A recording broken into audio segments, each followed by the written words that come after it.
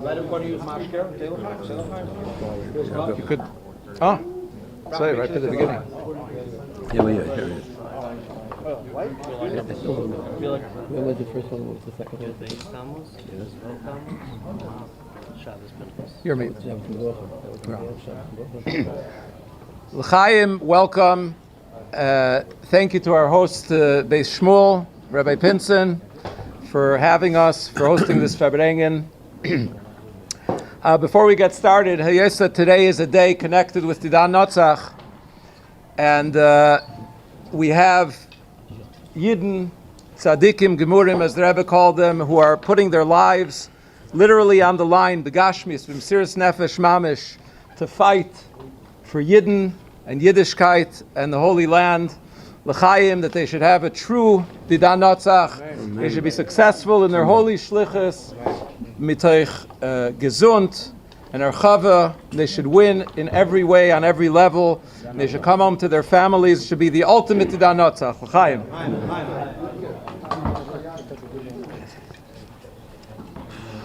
We also, before we get started, want to remind everyone that there is a campaign going on now, raising funds for the Rebbe's library. We have with us, just walked in a moment ago, Rabbi Yitzchak Wilhelm, a senior librarian at the Rebbe's library, who also played a pivotal part during the Svarim case itself. Very important part. Very important part during the Svarim case itself. He's with us here tonight. So please, everybody here and at home, go to therebbeslibrary.com. I believe I got for me it wasn't working all day today, so if it's part of the day, so if that doesn't work, you can go to charity.com/library, I believe, and please donate generously on this day, which is connected with and which we focus on the Rebbe's library, which is such a holy and special thing for all of us, and which the whole Teves was around. The Rebbe compared Teves to Yud Kislev numerous times, both before the case, during the trial, and even on Teves in the Sikha afterwards. The Rebbe compared Teves to Yud Kislev. So obviously to a large degree, it's our Yud Kislev. It's a geula for something that the Rebbe was going through, which was obviously very painful, and a tremendous helem on the Rebbe himself. And we saw from the Agmas Nefesh, from the pain that the Rebbe had, how serious a situation it was. And Rabbi Krinsky, who's with us tonight, was a pivotal figure in the entire story, the lead up to Teves.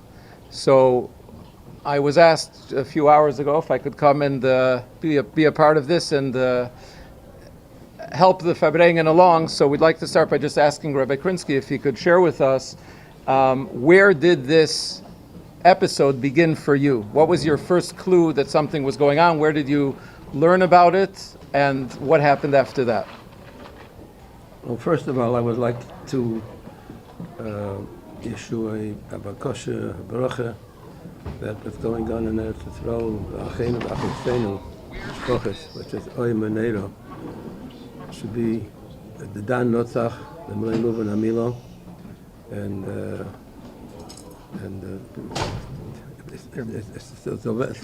Zolveren. We'll move you closer. Just moving. Okay, is that better? L'chaim l'barucha. Everybody say l'chaim. This matter about the Geneva in the library began, I'm not sure exactly when, because there are a few people involved in discovering what happened quietly. Bli Pirsum, it was in the spring of 1985, Toshin and Hay, right? And there was a Farbrengen in the beginning of Tammuz, where the Rebbe made mention, I believe, of what was going on. Then there was another Farbrengen in the middle of the week, and then the second Shabbos was Shabbos Mevochim Menachemov, and I can't forget that Farbrengen, neither can anyone who was there, was Oy Menero.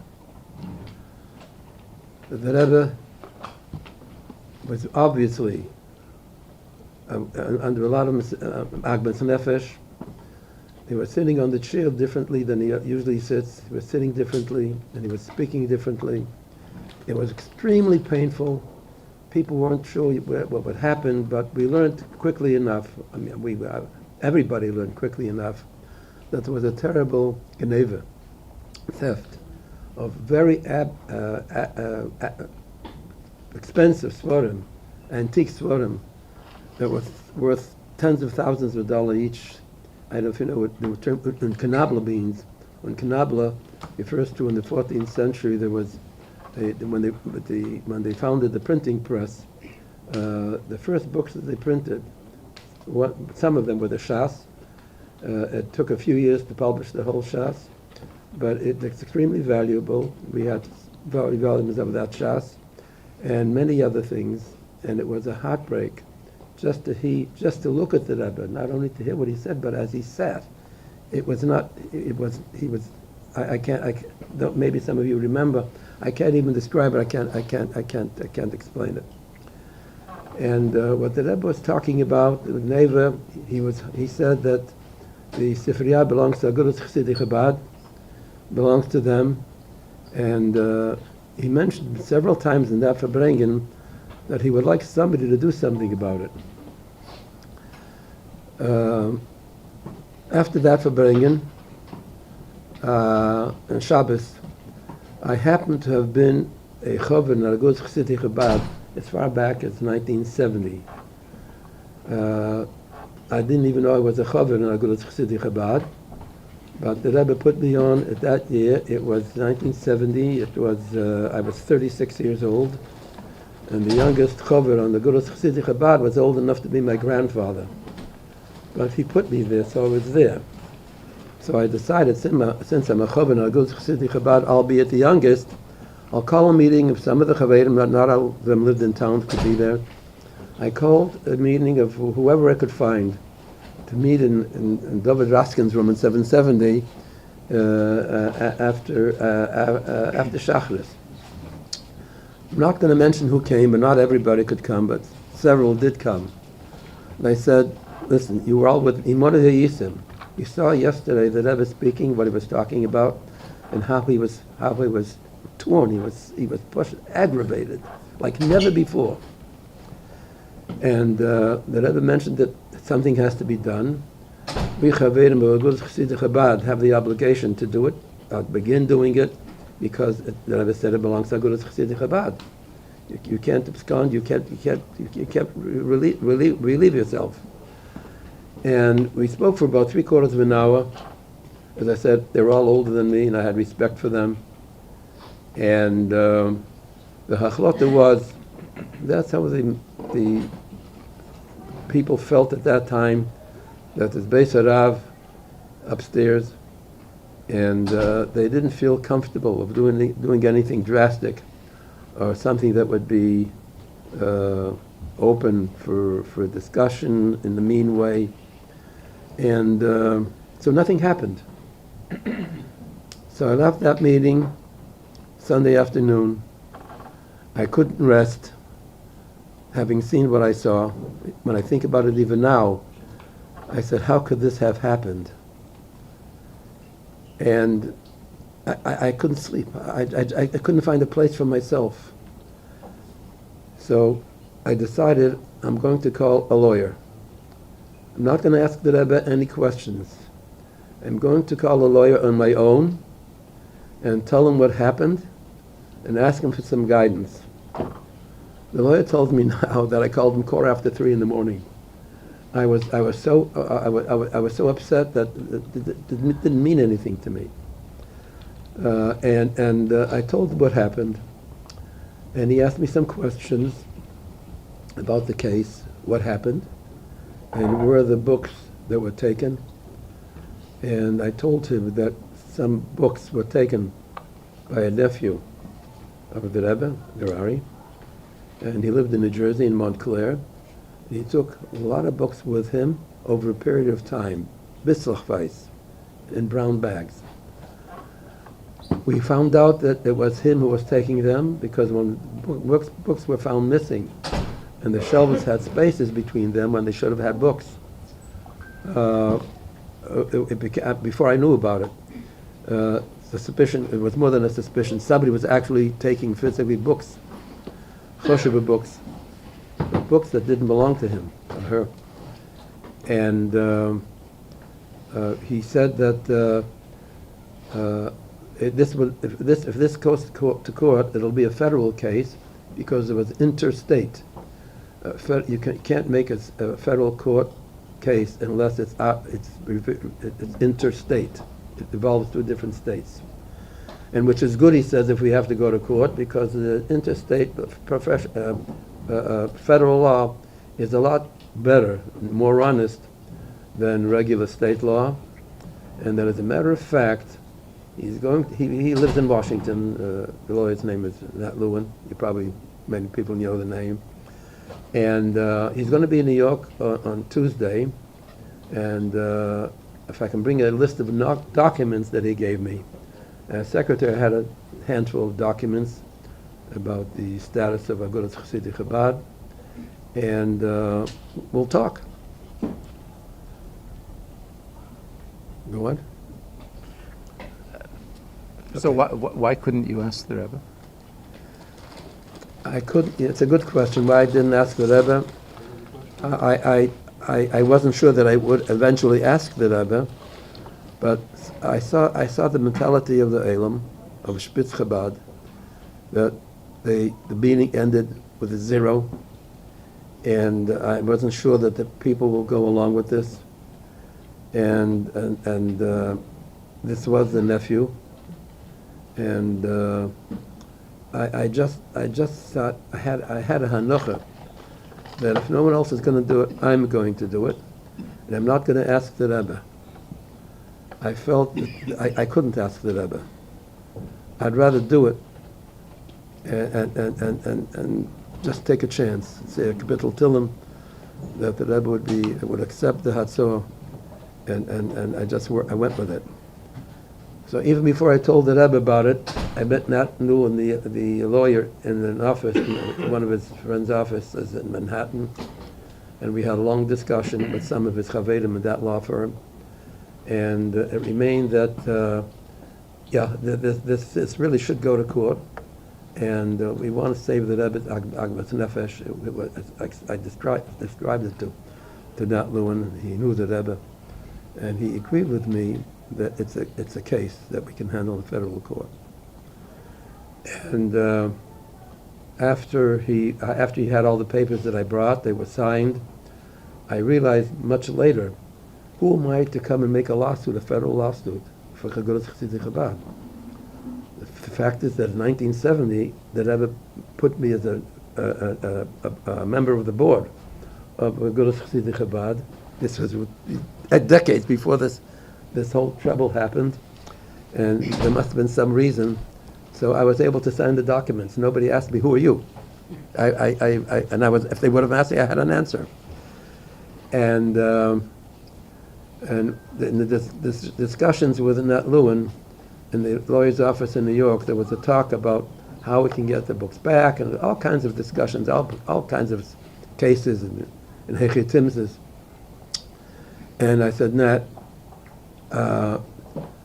what Barry is doing for weeks and maybe even months, we didn't know when he started this robbery. He's getting in touch with booksellers that sell old Svarim, and he's actually sold. There was a Haggadah that he took from the Rebbe's library. There was they call it an illuminated Haggadah. It's handwritten, and pictures are handwritten by an artist. It was called the Krinsky Haggadah. There were four copies of it in the whole world. And one of them that he took was that Krinsky Haggadah, and he sold it to a Haggadah collector in Switzerland by the name of Florsheim.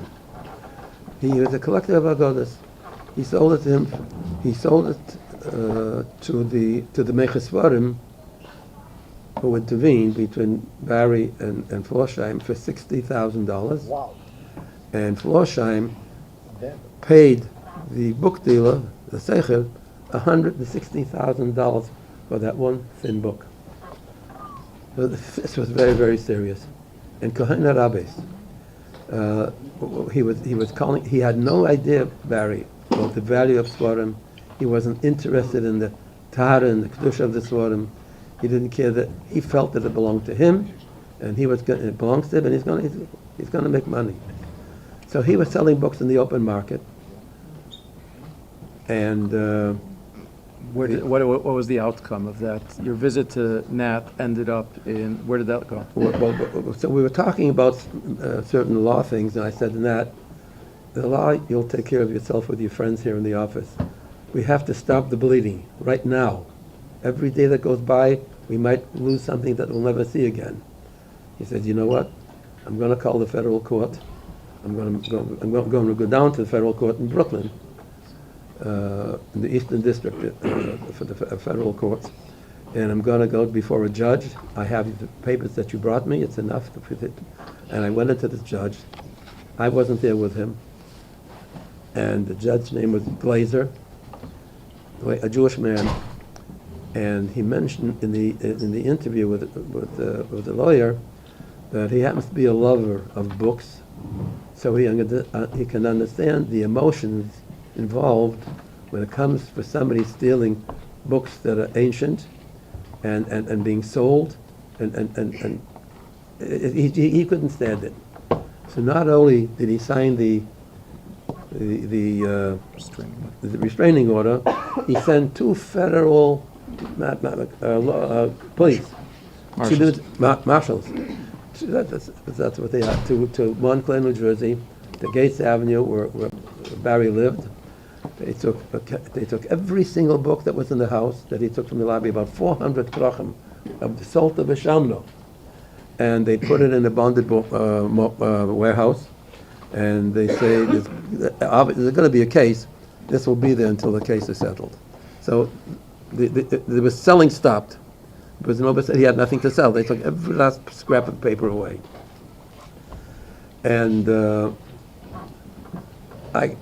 before we went to court, but after we were in court, I went into the Rebbe. I was very uncertain whether the Rebbe would be upset with me. I never in my life would do a thing with this nature without telling the Rebbe or asking the Rebbe.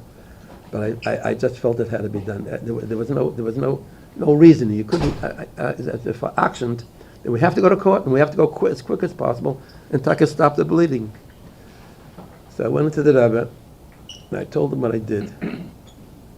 So he told me that I should call up the Rebbetzin. The Rebbetzin was very much involved in the case. She was actually the heir. H-E-I-R, and to tell her that's what I did. And then I asked the Rebbe a question. And the Rebbe looks at me, and he says to me, "What's fragst du bei mir?" I mean, who should I ask at this point? "What's fragst du bei mir? Du bist doch a chassid von Schwer." But all time beseder. That's also sein Batzlacha. And then he starts saying, and he's thinking, that was 40 years before in Tufshin had Dal, that I was just working in the office. So he remembered that I had a bracha, a beautiful bracha, before the Bar Mitzvah. And so he said, and then he says to me, Moshe Rabbeinu hat gedaget mit Klal Yisrael. Aber Pinchas hat gedacht, abtan was hat getan. Well, that would, he could have, I felt very much better. Can you give that to us in English? Moshe Rabbeinu was concerned and worried about the welfare of his people, the Jewish people. And nevertheless, when it came to the Baisa, Zimri, and Pashas Pinchas, when Moshe was bound, he couldn't do anything, and he didn't do anything. I guess he couldn't for whatever reasons, Moshe Rabbeinu. So Pinchas came along and did what probably Mesh would have otherwise done, and took care of the Zimri, took care of the case. Later on, he was made a kain. This kind Pinchas till he took care of Zimri. So at least I felt relieved over the fact, and not only that, more than that, I felt that the Rebbe was happy, and he told me to call the Rebbetzin. And there was more discussion at that time, but I want to tell you something very interesting. I can't tell you. You can imagine it. I can't tell you how I felt. I don't know how the Rebbe was feeling. I never could describe the Rebbe. I never understood him as close as I was. When I was leaving the Rebbe's room, he says to me, "What's Maldei, Nickel?" Well, my grandson was a fresh born, like a few days before, and the Rebbe knew about it. Yeah. Okay. Oh, what's the difference? L'chaim. We'll continue. So first of all, I want to remind everybody that there's a campaign going on for the Rebbe's Library, rebbe'slibrary.com. Those who are just joining us online, today is a day connected with the library. Please donate generously. Rabbi Krinsky was talking before about the many people behind the scenes, and maybe we'll get to that in the continuation of the people who helped. First of all, who caught the culprit, who noticed the svarim missing, who caught the culprit, and then eventually who helped prepare with the case. Those were the staff of the library played a major role. This fundraiser is in fact for the ongoing expenses of the running of the library, the Rebbe's Library, which I can tell you from running a Maaseh, the ongoing expenses, the salaries, the people, the professional staff who make things happen, who see to it that the Rebbe's Library is well maintained and that there's access to all Chassidei Chabad and all of world Jewry, is the library staff, and the expenses of maintaining the library itself are numerous. And the Rebbe showed us with the whole story of Teves how precious the library itself is to him. So please donate generously, or generate some funds and give. That's fine too. Everything is matched double today, L'Kavod Teves, and that will definitely be, a participation in the entire Teves, the continuation, the outcome of Teves, the Rebbe's library itself. I can tell you also for us, the library staff has been incredibly, incredibly helpful. This is for Jem and everybody who benefits from all of Jem's videos. Specifically, in addition to all Chassidim, being a Chassid, hopefully, or a wannabe Chassid like everyone else is one thing, but there's also just, I can tell you, Mitzad Jem, the amount of help that the library staff gives us for all the projects that we do, all the living Torahs, all the different things is incredible. And please support the library generously. L'chaim. Moshe Epsanigen. Oh, we have with us Rabbi Gorelik. Mazel Tov, Rabbi Gorelik is with us, the Marad Asra of Shliach in Dubai. We have with us Rabbi Gorelik, the Marad Asra of Beis Shmuel, our hosts tonight. He just had twin daughter grandchildren just born in Dubai today. So Mazel Tov, Rabbi Gorelik, L'chaim. This was today. So there's no name yet. Twins. Okay, stay tuned for tomorrow for both names. L'chaim. Shimon, start up Sunigam, please. Anigam. Whatever it is, go ahead. I'll make a note on that. You talk about Pad B'Shalom, which we sing at Yotzes Kislev. I wasn't at the Farbrengen, but the day after Teves, Farbrengen is all over the place. The Rebbe spoke every night for a while. And Yil Khan, a good friend of mine, from Bracht in 770, I wasn't there, as I say. And he was masber, something that the Rebbe said, actually, too, that in the Prat Hey Teves is more important, or whatever, however you can, it's more than Yotzes Kislev. In Chassidus, Retzach Ben and Moer, there's a difference. A lot of chassidus in there more. Yotzes Kislev was more a kitrug on limad chassidus. But Hey Teves was against the Rebbe himself, the more alone.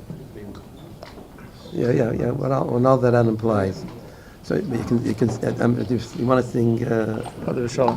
Fine. Just, right before I came here, I watched a Movement on Trial, a very nice film by Jem about the Teves, and it has that clip from Rabbi on it, and you're standing right there. So you were present. You'll be happy to know. Okay. It's okay. We don't expect you to remember every vart you heard from Rabbi, but you're actually standing right there smiling, right beside him. But yeah, he does say it's Zayin Teves by night, Farbrengen, I think. Thursday night. And with L'chaim. Remember,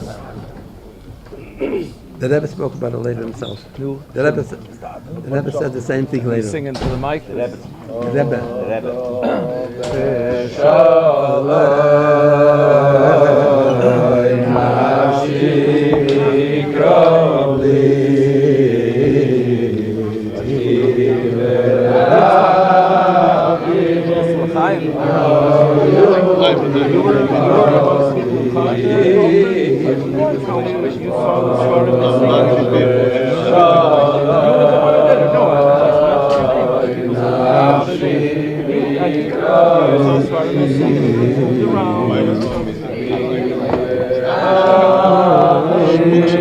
Okay, I wanted to make sure before I said it publicly. Yishmakel v'yaneh v'yishem kedem sela Yishmakel v'yaneh v'yishem kedem sela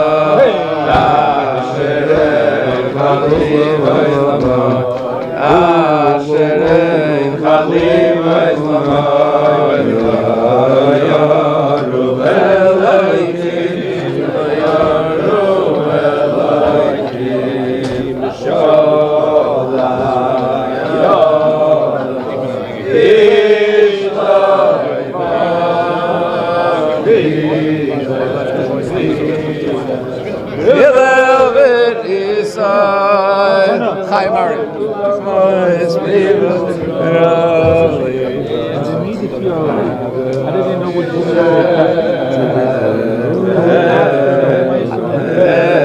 Are you saying how did the marshals know what to take? I doubt he does.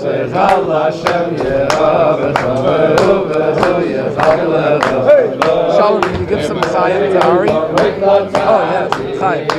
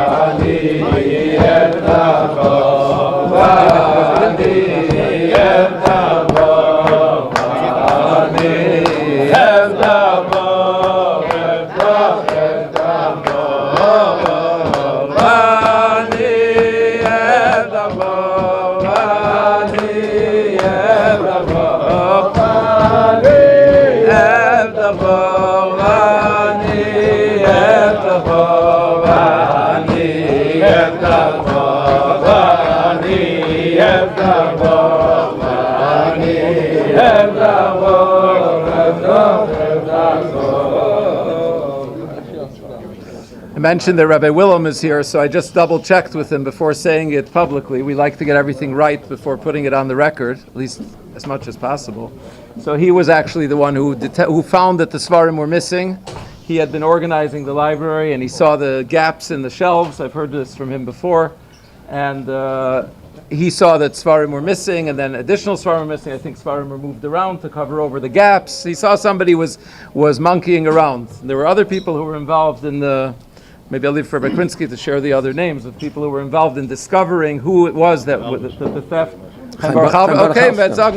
My dear friend Chaim Baruch Halberstam, Rabbi Chaim Baruch Halberstam, as you could imagine, when we're dealing with cameras and hidden setups to try and figure out who is stealing the Svarim, Chaim Baruch was there, and he set up a video camera.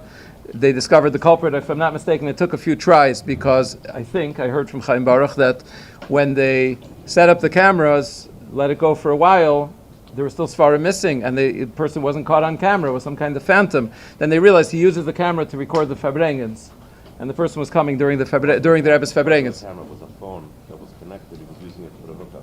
Okay, whatever it was, there was some piece of equipment he was using for the Rebbe's Farbrengens, and the thief would come during the Rebbe's Farbrengens, so they didn't catch him for a while. Anyway, they figured it out, and Chaim Baruch Halberstam he was the one who set that up, and I believe he reported it to the Rebbetzin, and that, I believe that was the channel through which the Rebbe was told, probably through the Rebbetzin. The Rebbetzin was the one which actually leads me to a question. The Rebbetzin involved at all in the case?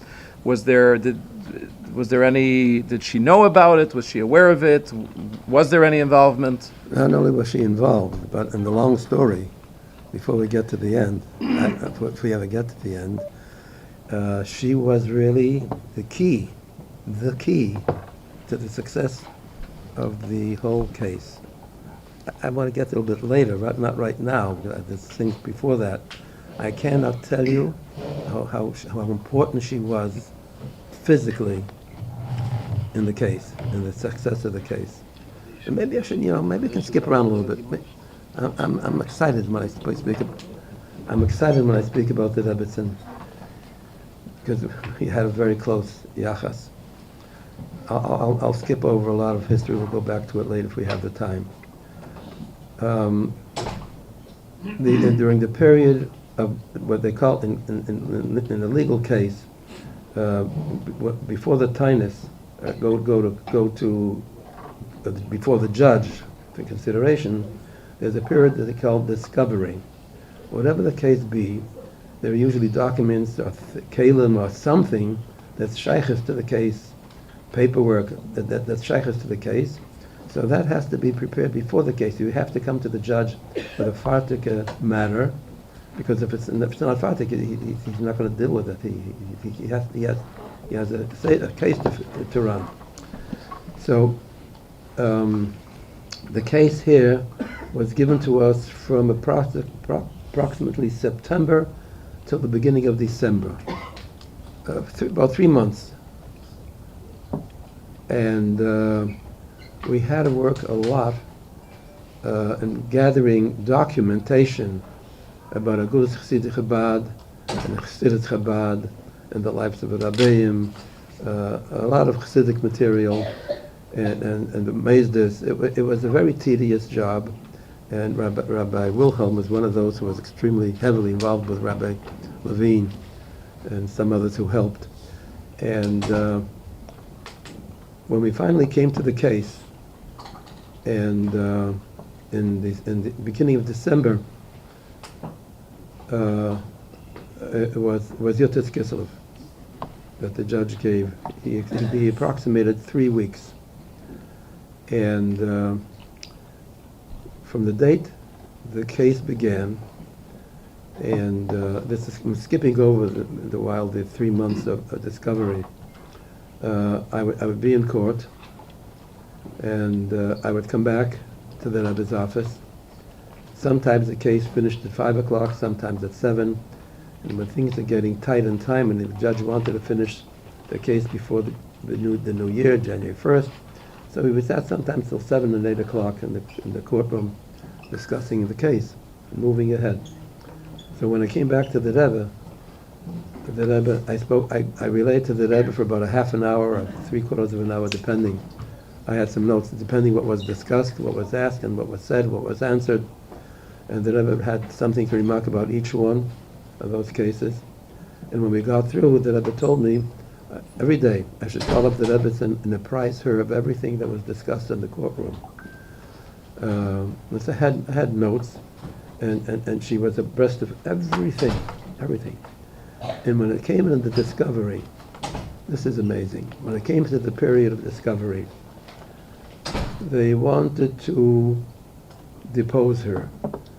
The deposition in the court case is a time when the opposing side, the lawyers from the other side, have the right to ask questions of his opposition's side, discuss documents, theories, whatever the case may be involved in.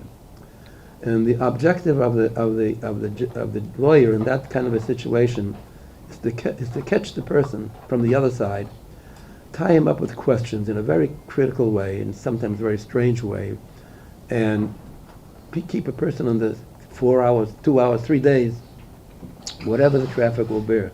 And you can't get out of it. There's no way you can get out of it. The President of the United States has the right to be deposed. So I discussed all these things with the Rebbe, and then with the Rebbetzin every day. There came a time, towards the end of the period of discovery, that they wanted to depose the Rebbetzin herself. And I was frightened. I know the Rebbetzin well. She was an elderly woman. She was in her 70s, but she was smart like only the Rebbetzin was. And she was a frail woman physically. Those who've seen her, you know what I mean. A wonderful, wonderful lady. And they wanted to depose her. And we couldn't get out of it in any way. We tried and we said, she's an older person, but no, we're going to have to depose her.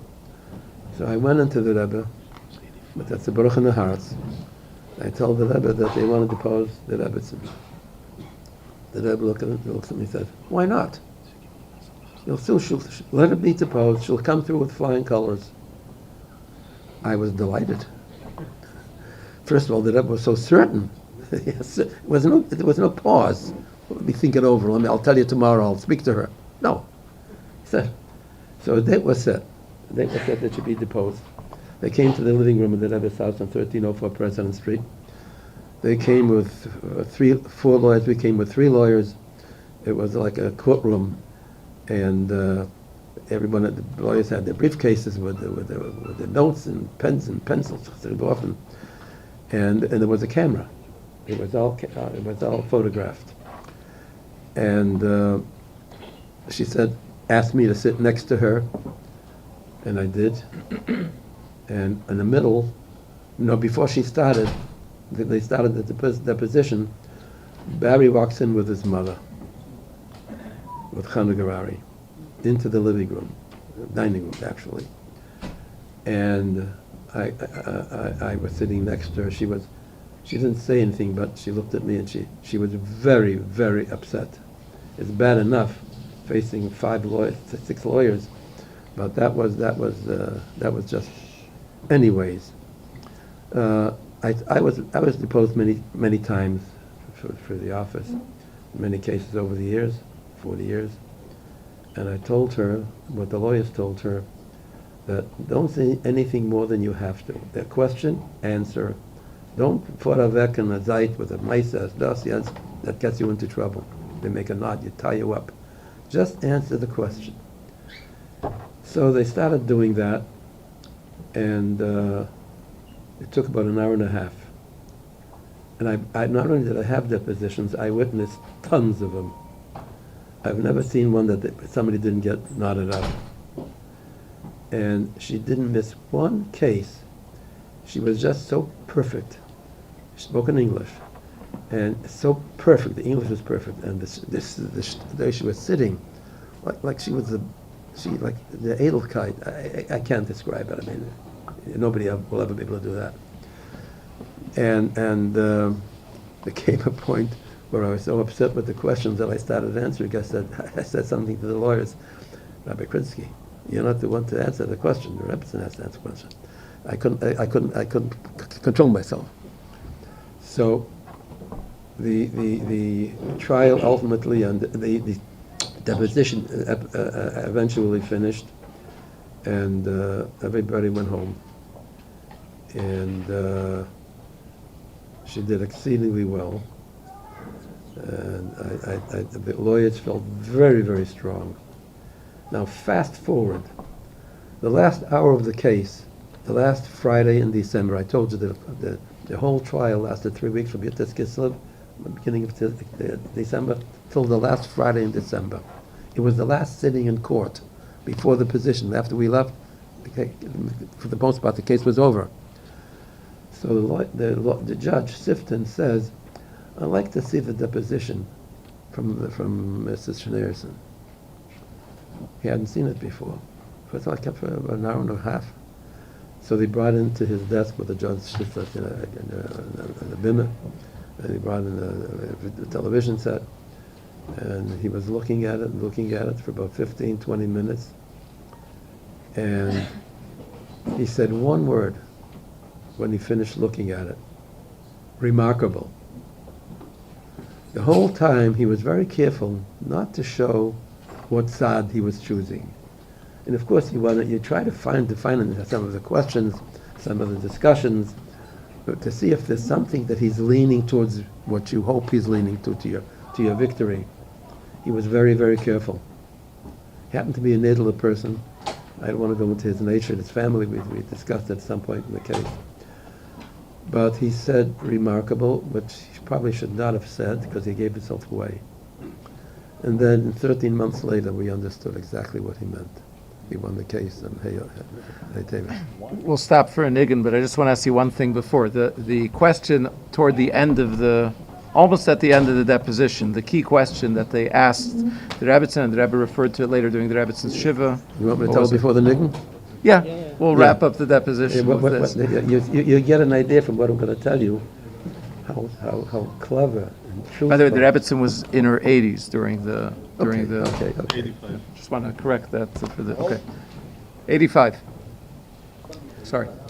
Towards the end of the case, the opposing lawyers, holding pencils and waving them in the air, and they say to the Rebbitzin, Mrs. Schneerson, tell us, did the books belong to the community, or did they belong to the Rebbe, to your father? Did it belong to your father? So without much pause, she said, my father belonged to the community, and everything he owned belonged to the community. This was the case. In a nutshell, that's all it was. Whose is it? Was it a private property that he could take books and steal it and sell it in the market? Does it belong to the Kohol? That's what she said. That sized up the case. And when they heard that from the Rebbe, the case was over. They knew it was over. They were smart. They had a good lawyer. Some of them became judges later. So that's who she was. I couldn't resist telling you that. I don't know how much time we have together. But this was you can't understand. You can't get it. The Rebbe was so certain about her. There was no pause when I told him I would submit that's a bracha and hashid. The Rebbe is going to be deposed. I said, so what? Didn't take us. So what? You'll see she'll do well. And she won the case. This was the case. And that's why he wanted to see what she said. Remarkable. He said, remarkable. What more can you hope from such a bitter situation? It was bitter. It was me. I was going to wait until after the next niggin, but I was going to ask you about the mood in the Rebbe and the Rebbitzin's house during this time. We were speaking about the Rebbitzin before. The case itself was clearly not just a court case over some books. Can you describe what the mood and the composure of the Rebbe and the Rebbitzin was during this period? It's hard to say. If there's one person that I would work with for all my life, let's say, because I came here before Bar Mitzvah. I was by the Friedrich Rebbe before Bar Mitzvah. I came to New York. I left Boston, the Latin school in Al Shvatzia, and I came here. I was 12 years old. So I was never able to figure out the Rebbe. And if anybody tells you that he is this till this day an enigma. You know what an enigma is? It's a mystery. I don't know. You ask me what the Rebbe, I don't know. I worked with him all my life. And we were very close. We sat together for hundreds of hours, mamish next to each other in the car, and talked. And that was my job. I had no other job. It was 24/7, 7 days a week, Shabbos too. I didn't write B'dienis, but Shabbos was a lot of things on Shabbos. So I don't know. I can't tell you really, truthfully, if there was anything noticeable when they were alone, when I was with them. But she was. I have so many stories about her that show. You have no idea. She was. You know, this is not the purpose of this Farbrengen. But you know, after a while, I understood why they married each other. Not a joke. It was so perfect, so perfect. You can't picture it. You can't explain it. It was just there for seeing, to an extent. Even the not knowing was to an extent. You want to say something? We're listening. You're doing fine. Anigan. What?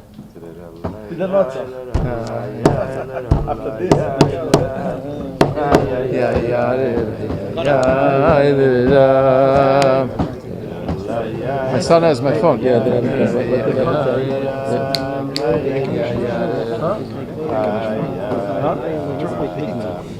I was thinking of that. It was no, the next day.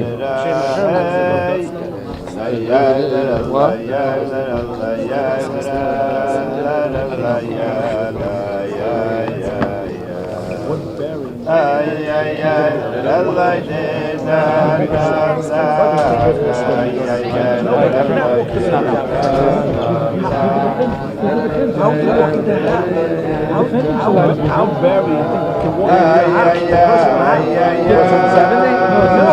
No, he has a right. He has a right.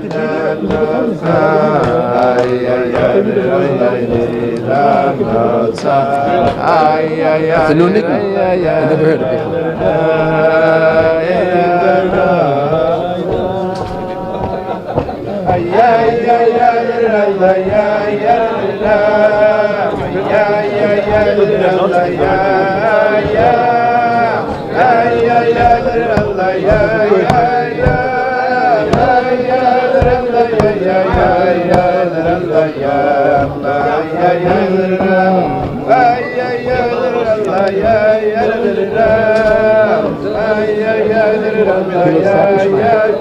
He looks happy.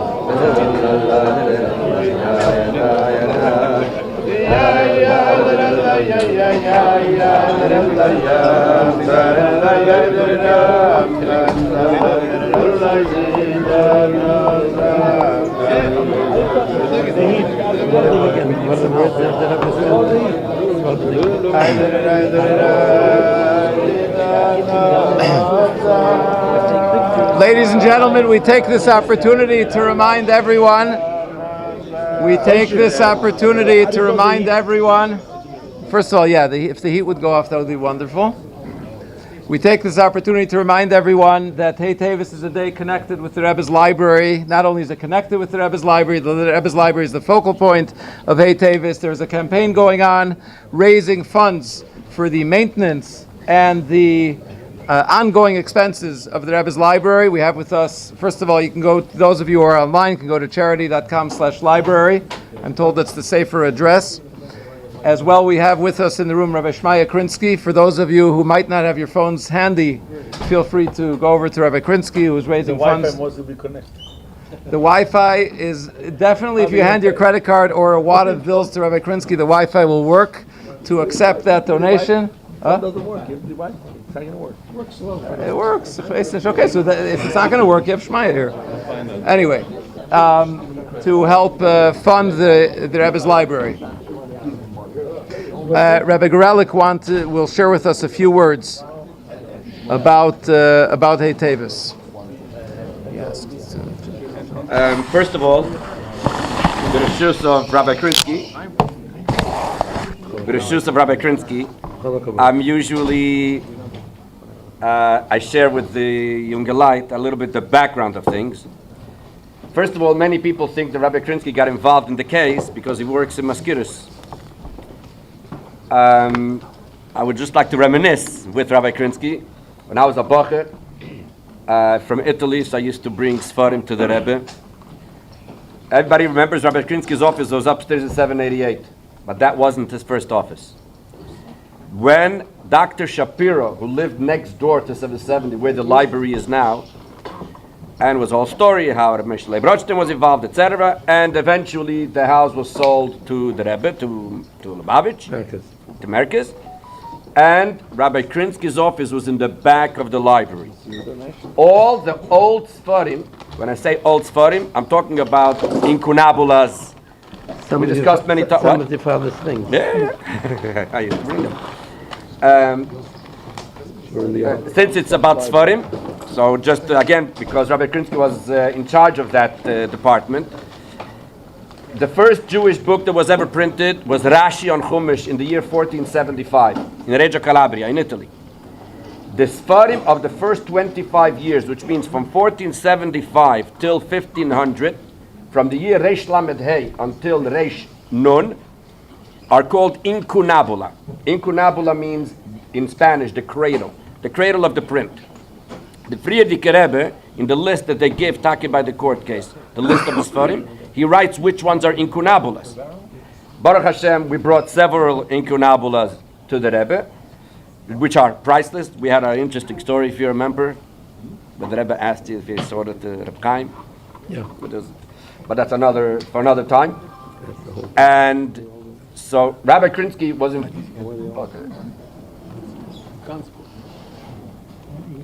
And so therefore, this is how I assume the whole concept of the Sfarim started, and then eventually it led to the whole Friedrich Rebbe's library, etc. Since Rabbi Krinsky is here, I would like to mention 2 points from the background of the case, which was not involved in the legal part, but was involved in the Ruchnisdike part. While the Rebbe was involved in the whole case, the Rebbe requested that the younger light from Koilo should move upstairs. Lapoile didn't work out for whatever reason. I was at that time in Koilo. I just got married a few months before, and I got what it feels to be the son-in-law of a maskir, because when Rabbi Krinsky didn't take the Rebbe to the oil, it was my father-in-law who took the Rebbe every day, and that's when I got to see when people are really under pressure.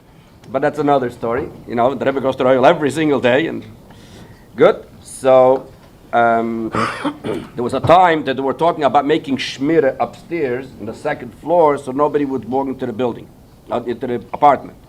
Being that I was in Koilel, so I used to learn there from 8 o'clock in the morning till 8 in the evening. I was there for the whole day, and then they had other people. The Rebbe requested then that the younger light in Koilel should deal with 2 basic areas. Mare Mekoimes on the Rambam, sources for the Rambam, which later came out a whole sefer of Mare Mekoimes, but the Rebbe said we should continue on it. And the Friedrich Rebbe's Maimorim. These were the 2 things. Beruch Nisonyonim, what that has to do with the case, I can't tell you, but this is what the Rebbe said then. We were in Koilel, and we knew that this is something very dear to the Rebbe, so we decided that as soon as we find out when the case will start, for any day that something happens in court, we're going to give out a kuntris, which has something on Mara Mekemes on the Rambam and on the Friedrich Rebbe. The first day was Yutas Kislev. So the night before, I don't remember if I brought it to Rabbi Krinsky or I brought it to Rabbi Groner. I don't remember, or maybe my father-in-law, and we gave out this booklet, Ha'oris ve'iyunim Aleph b'mekeiris Mara Mekemes b'sefer Rambam, and Beis, my Morik Veknushes had Marayat. In the front, we wrote, Likras Chaga Chagim Yom HaGeula Yutas Kislev, Tavshim Vav. The Rebbe went to the Oihel, that Yutas Kislev. He did not have his bag, he had this kuntas. That's all the Rebbe went with. This was Yutas Kislev. The next day that there was something special in court was Chavches Teves, about 5 weeks later. So we right away started to work on a kuntris for Chavches Teves. During the trial? What? During the trial, sure. But I guess I didn't come to you. I didn't want to bother you with this, so we did that. Came Chavkas Teves, so I started looking around. What's Chavkas Teves? At that time, no one knew what's Chavkas Teves. Everybody thought that today everybody knows Chavkas Teves is the birthday of the Rebbe Tzachana. At that time, no one knew what Chavkas Teves. Why? Because there was a book that came out, Ein B'Yisrael, on the Rebbe Tzachana, and it says over there that the birthday is Chafei Tishrei. So I remember in Koilel, we started researching because we want to write something in the front. Yutas Kislev is very easy, Chagag Yula. Aber was beschreiben Chavkas Teves? Finally, mamish the night before, and this is before the computers were working already, but it takes time to do it those days. Shamshi Yunik told me that his father, Beryl Yunik, claims that the Rebbe Tzachana's birthday is Chavkas Teves. As I think that that's what we have in his Yoman. So I told him, no, the Rebbe's birthday is Chafei Tishrei. And I showed him the Yisrael. He said, that's what my father says. Now, there was no time really to do too much more research because the next morning the Rebbe is going to the oil. I took the liberty of writing Yoitzel La'oil L'Chavkas Teves, Yom HaYoledes HaRabbanis Tatzitkonis, Imay Shel, for the Hayom Yoledes is Mazal Gever. And I need it back. This is, and I went into hiding for 2-3 days because Metamol was er Chavkas Teves in Kaparan, the Yom Yoledes of the Rebbe Tzachana. Behaikir, one of the Maskirim's children, not yours, came over to me, and he actually called me up. He says, "Levi, how do you know that it's Chavkas Teves?" I said, "What do you care? What's it?" So he says, "What's it? I'll tell you what's it. I had 2 daughters. One was born Chafei Tishrei. One was born Chavkas Teves. The one of Chafei Tishrei I called Chana, and the other one I called whatever, a different name. And I'm in Tamol. It turns out." So now, Taki, we got a little nervous. So Lepoil, the eunuchs, Baruch Hashem, were very close to the Rebbetzin, of course. So Shamshi worked out to put this on Shabbos by the Rebbe's table in the library. And this way, the Rebbetzin, because he asked the Rebbetzin if it's possible to ask the Rebbe. So the Rebbetzin said, the right opportunity. So he brought her the kuntres. And she said, you know what, Loz Zafin Tish, put it on the table. And in Mitzvah Shem, Friday night or Shabbos, we'll be able to, came after Shabbos. And she said there wasn't a possibility. So it was never discussed. But then later, they found in the library that in the, I'm not sure exactly the details about this, but they found in the Ein B'Yisrael, where it says Chafei Tishrei, there's a zettel in there. Maybe Rabbi Wilhelm can fix me on that. What? No, that was later. Später ist gekommen. After Friedrich Rebbe's letter came, schnell verstandig. But that was before. So they found that zettel where the Rebbe wrote that Yish Alu Zikne Anashe Be'eretz HaKodesh, where they have this information from. In other words, the Rebbe didn't say one way or the other, but that was the. But the bottom line is that it turned out that it was Chavkas Teves and Mazal Gever. So this was the second. Then I heard from Mashvager Hill David, Derech Le Derech, that Yud Aleph Odor Rishon was up as the last day or something to give, or maybe it was Mamish the last day, one of the last days of, how do you call it, when you give in the last post-trial, whatever. So Il David told me that it's on that, so I right away ran, we made together our kuntres for you, and every time when the Rebbe went to the oil on those days, Taki, you didn't see it, because he didn't take the Rebbe then, the Rebbe went with this kuntres to the oil for just an interesting point from behind the scenes on the Ruchnis Einyanim of the case. And while we're at it, to Rabbi Krinsky's credit, I felt bad, but I did it anyways. When I was a bocher, I used to collect stuff.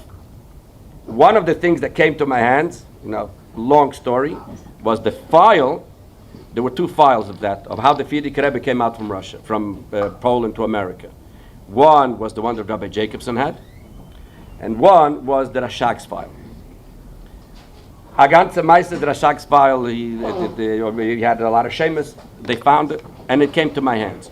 So I had it as a bocher, and I had it in Italy in my stuff.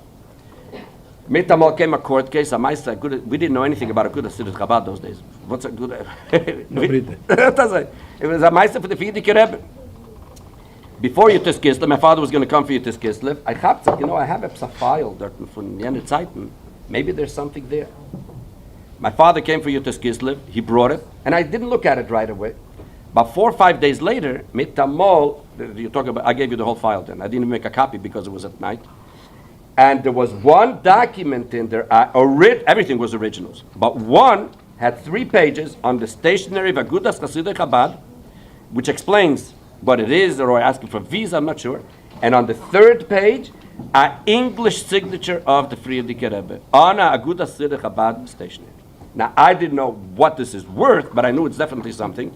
This was 10 o'clock at night. So I called up the office, 774-4000, and you were still in the office. So I came, and I don't remember who was there, and I said, is Rabbi Krinsky still here? They said, yeah, but he's very, very tired. I said, fine, but In the office? It was 10:30 at night already. Wow. It was very late at night, for sure. It was after, I'm sure it was after one of these. It was the 4th or the 5th day of the case. And I said, Rabbi Krinsky, I have something, but I don't know if it could help. And I gave you these 3 papers. You saw those 3 papers within seconds. All the lawyers were on the phone. And the first question he asked me, where'd you get it? And I couldn't say. So I right away had to call the guy who he was the one that found it or whatever. And then He found it? Yeah. He found it? I'll tell you what, I don't know if I have to tell it, but when they moved from Bedford and Dean, there were so many boxes of stuff. The Bachrim who had Seichel took it, and that's where a lot They of the stuff. found things. It was in the During the move, Shemus. they found It was all in the Shemus. We also found. It was all in the Shemus. Anyways, so then it became a question how to introduce it in court, because you're supposed to, like you said before about the findings, you have to do everything beforehand. So I said, let's say the truth. It just came yesterday, right? What did it say? I don't remember. It was something about Agudas Chabad. It was, I guess, asking for visas or something. But it had a signature of the Frierdiker Rebbe in English. That was the... So Lepoil, if you look in the proceedings, you will see that what I did was I prepared another few documents from the Frierdiker Rebbe, which I had from my Zaidi. And it was presented that it's a part of a package of all things from the Frierdiker Rebbe. And that's why it just came now. And in the next morning, the proceedings, if you look, I think, of the 4th and 5th day in the morning, you see the proceedings. It starts that they told the judge that there's some more papers. Do you need the person who just brought it to my father was then in court, do you need him to testify that he just came and brought it? And the judge said, no, we don't need to, because this is a case that's dealing with stuff from 40, 50 years ago, so it's inevitable that new things may come. And since this is just a proof of a signature, so that's why we don't have to. But yeah, that was just an interesting. But the Iker which I wanted to discuss was the Ruchnius, that we were working for the background in the, and I said, again, whenever one of these came out, the Rebbe went with this to the oil those days. Thank you very much. I just want to say a few things, Nekudas, that I didn't mention before. At the beginning of the case, after the meeting with the Rebbe about going to court, and we already, with that discussion, hired Nat Lewin, the Rebbe said I should speak with Rabbi Shem Tov in Philadelphia. He has a lawyer, Jerry Shestak. He should come and work in partnership with Nat Lewin. What was Jerry Shestak's yichus? A few years before, there was a question about a Bichel Chassidus, Ksav Yad, in Eretz Yisrael, and there was an ambassador or some politician who got it someplace, and he wanted to keep it and put it in the Hebrew University library. And it didn't belong there, it belonged in 770. So Rabbi Shem Tov spoke with Jerry Shestak, and he got to work on it, and ultimately we got possession of it and brought it into the Rebbe's library. It's interesting to note that he worked in partnership with Jerry, with the Nat Lewin. There were other lawyers. Each one had lawyers under them in their firms. But these two people were in charge of the case, and after the whole trial was finished, Jerry Shestak was appointed or elected to be the president of the lawyers of the American Bar Association. It means every lawyer who was a member of the bar in the United States of America, and there were thousands of them. He was the balabas. He was the president of the chairman. He was a very, very fine gentleman. Another thing that it was Matzah Yom Kippur in the morning. Machras Yom Kippurim. I picked up the Rebbe and we came to 770, and he looked out the window. When we got to 770, Barry Garari was there, and Nat Lewin, and some other lawyers. And the Rebbe asked me, "What is this all about?" He wasn't expecting to see it, and I knew that they were coming Machras Yom Kippurim to look at the library itself for the first time. The everybody. So the Rebbe said, I remember the exact lotion, but they sind gekommen fotografieren mit Sforen, was sie noch nicht genommen. They came to take. They were called Discovery. It's part of Discovery. They were taking pictures. They were going to go into the library to take pictures of whatever they wanted. So Rebbe said that they came to take pictures of the film that they didn't take yet. He was very upset. Very upset. He didn't want them at 770. Yeah. So, Rabbi, sorry. The Rebbe also at that time, before the case, the Rebbe said that I should arrange to appoint more people, Chassidim, to the Vada of Agudas Chassidic Chabad. Rabbi Gorelik mentioned that during the Svarim case, the Rebbe went to the. First of all, before we go too far, let's remind everyone that there is a campaign going on for the Rebbe's library. Those who are just joining us online, the funds are devoted specifically in an account specifically to funding the Rebbe's library and only to that. Charity.com/library, and it is a special schus of all of us to take part today in this. Those of us who know me from GEM, we don't do these campaigns. We did them a couple times toward the beginning of this phenomenon, but I don't like the idea of pushing and timing and goals, v'chulu. Nevertheless, I think that for this particular cause, it's a schus for each one of us, and I think we should push one another, and we should challenge one another to see if, let's say, we can get to $250,000 by tonight. I see now we're at $193,000. Since it's matched, that would only take us about $30,000 to get there. So between everybody here and everybody online, we have, I think I saw Krinsky, Rabbi Krinsky is still here. You're invited to go over to him and participate. The funds go straight to the Rebbe's library, nowhere else, or you can give online at charity.com/library. Rabbi Gorelik mentioned before that during the trial, every single day of the trial, the Rebbe went to the oil. That alone, if you just imagine the physical toll that took on the Rebbe, in addition to the emotional toll of what was going on, physically the Rebbe went to the oil and stood there. It's Kislev, and the beginning of Teves, every single day in the winter, and it didn't have the heaters that it has today. It's a different type of setup, but it was cold outside. The Rebbe was standing on his feet all day. But Rabbi Klein, during that period, Rabbi Krinsky did not drive the Rebbe to the oil. Rabbi Klein drove the Rebbe to the oil. Rabbi Krinsky was in the courtroom. Besides for one day, every single day, that has a separate story why the Rebbe didn't go that one day. But I believe that later the Rebbe told you something about those missed days of driving him.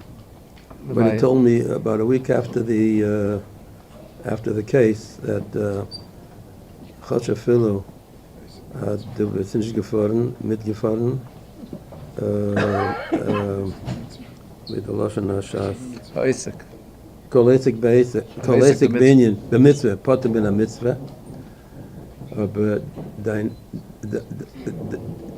es geht zu dir, das ist ke'elu, du bist mitgefahren. So he knew what it meant to you, obviously, the missing, the ability, the driving him. What shall I say? That's exactly. I didn't ask him for it. It was a few days after this. I don't know what made the Rebbe say it, but he said it.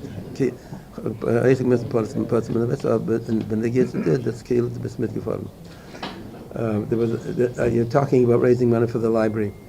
By Meluchas. We're not talking about it. We're raising money for the library. We're doing it. It's happening. Anyway, sir. It's the crown crown jewels of a Melucha is included in the crown jewels of a Melucha is the library, the book collection. And I think we can easily say, because of the nature of the Rebbe's library, that it is the crown jewels of Chabad Lubavitch and the Rebbe. And it's interesting that after the Stalkus, I was a young bocha, just after Bar Mitzvah by Shvat, and I was a bocha. I didn't mix with Chassidish bochum. I came from a public school. I was a from a bocha. Don't get me wrong, but I came from a wonderful home.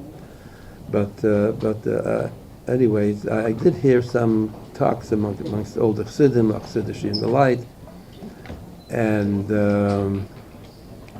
they said that the Rebbe once wanted to get a book in the library, and the Rebbe's library downstairs. So he asked, or he went himself to Chana. I'm not sure that the Rebbe did it himself, or he sent somebody to get the key to the library. So she told him that I'm lending you the key, but you'll have to bring it back to me. So the Rebbe said, I don't want a key, I want the key. Which supports what I said before about a library being crown royalty. Crown jewel. Crown jewel. And I can just imagine if this whole thing the whole Pasha didn't happen, and the Rebbe would never have received b'shusay, b'tachlis, b'hechlet, the library as what did you got? Hey Teves.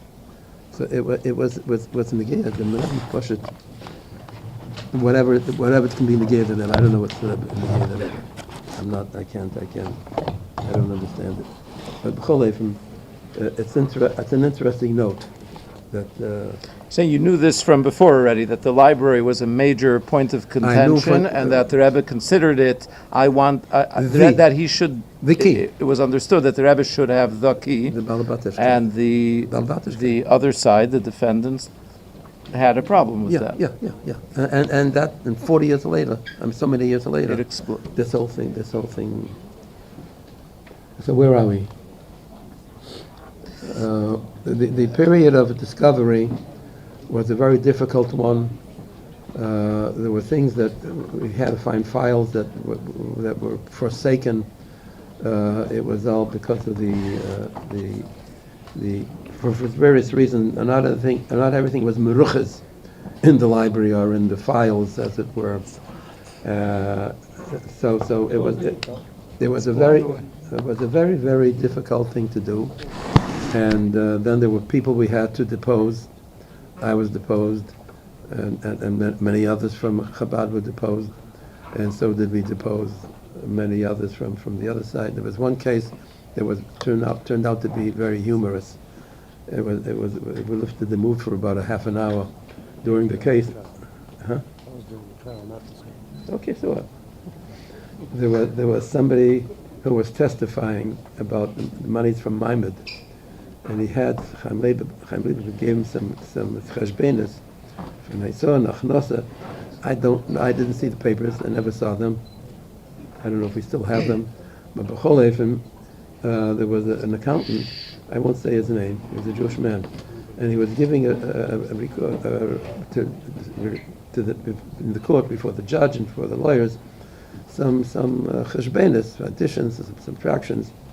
And the judge asked for a little bit more clarity, and he started giving figures, and they were so wrong. A kid in public school could have done much better. He's an accountant, and everybody in the courtroom started laughing, including the judge, and all the lawyers started laughing. From being it was such a disgrace. It was never a rachmanis. It was a Jewish accountant, but it was really we talk about it sometimes. Shabbos, if we can find it so It was the lawyer that it was Nat Lewin, I believe, who did this undressing publicly. Yes, yes. So you know the story? Yeah. I'm all good. He cross-examined him after he testified. He cross-examined him, and he had notes of his addition and subtraction was pushed wrong. anyways, I hope you understand. We needed a moment of levity, and we had it. The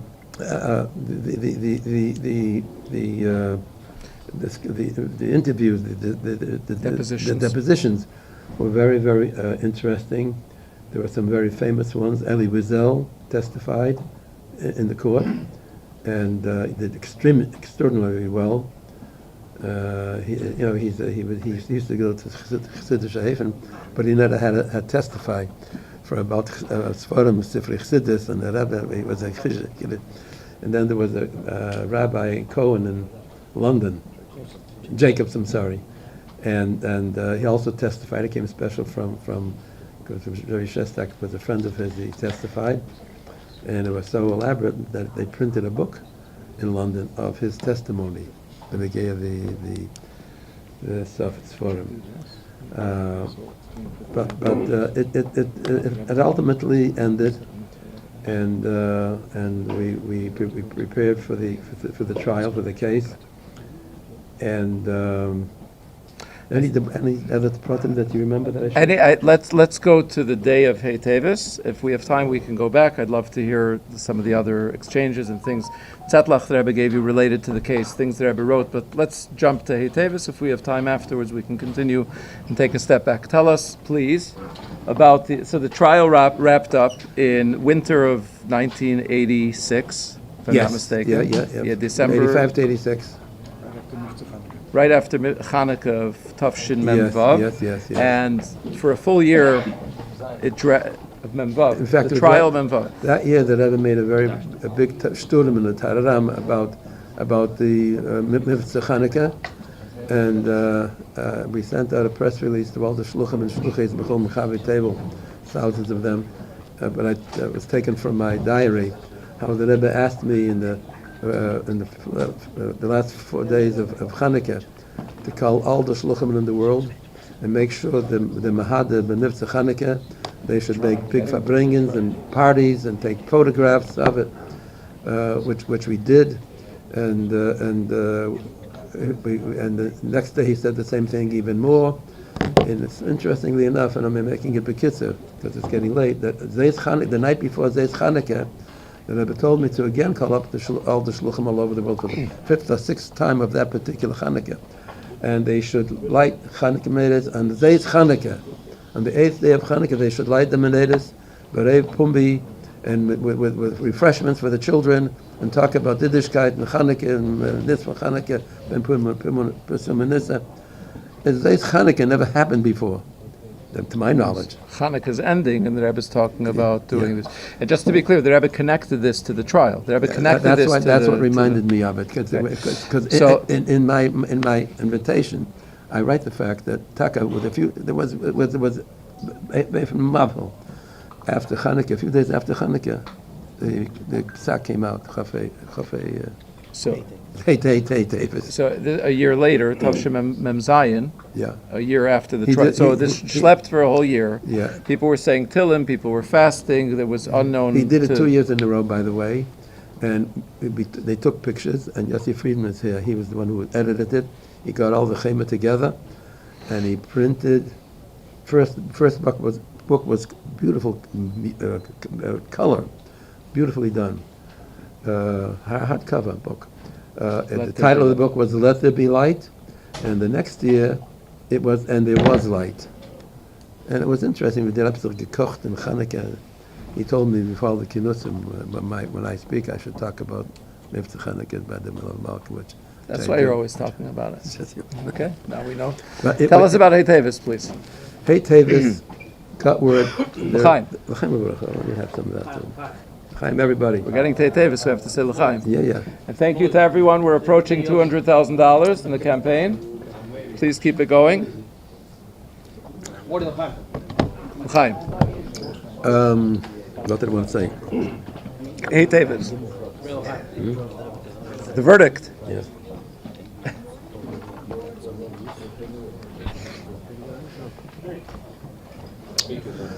What?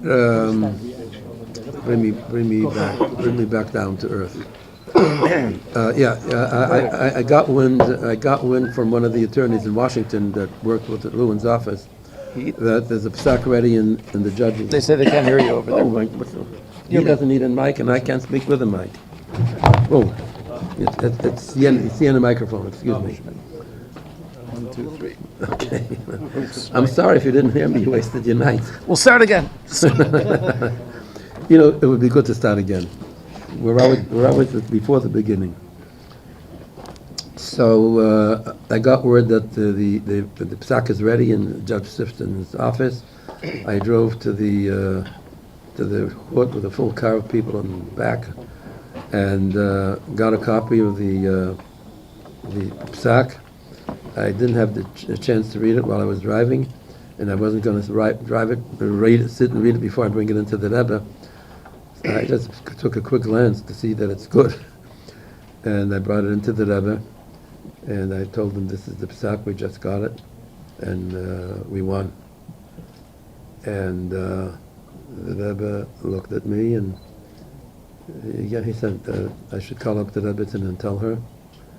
The Rebbe didn't seem to express any special joy, which was very normal. I mean, you never knew what the Rebbe was thinking.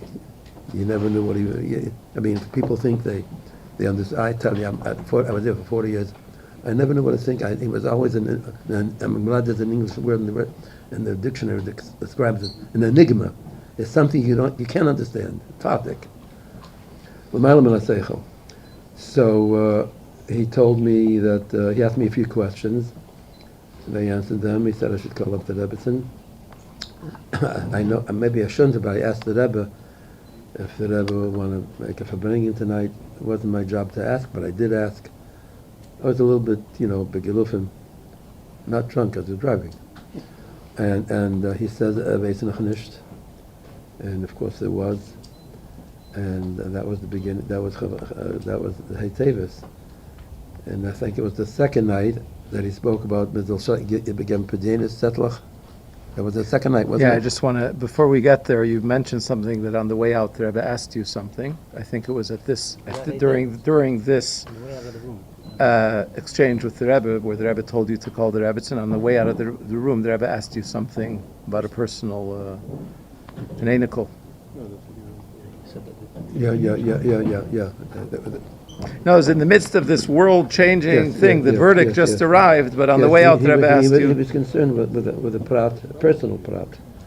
I guess just goes to show you the yachas that Rebbe had with the maskirim. I know, but it was here. Anyway. I don't know. I can't explain it. I'm not going to try to explain it. It was just a pleasure, beyond pleasure. You can't explain, and you can't. I don't know. I just don't know. Vidal. Okay, take us to the night afterwards. This is Mitzvah Vav Teves. You started speaking about it at the Rebbe in the small zal in 770. It spoke about writing. Well, there was a very warm sikha about the victory, and then the Rebbe said people should write pedyenis and ask whatever they want, and you can write even for things you don't want me to know and read, because I'm not going to know and read it. I'm going to put everything as you give it to me to the Shemer. It was an interesting statement. You could write anything, not to be ashamed. You could write whatever you want. He will take it with him. And there were about by that next day, there were about 8-9 big bags of setlach, pedyenis that accumulated. The Rebbe wanted that some of the money that were in the bag should be deposited by Eisei Hayim. I was going to the Yehel. You did some things with it. Held the bank open. They kept the bank open that day. They spoke about keeping it in separate envelopes. Yeah, because he's going to throw everything in the Yehel. Yeah. You're right. Yeah, right. You see that.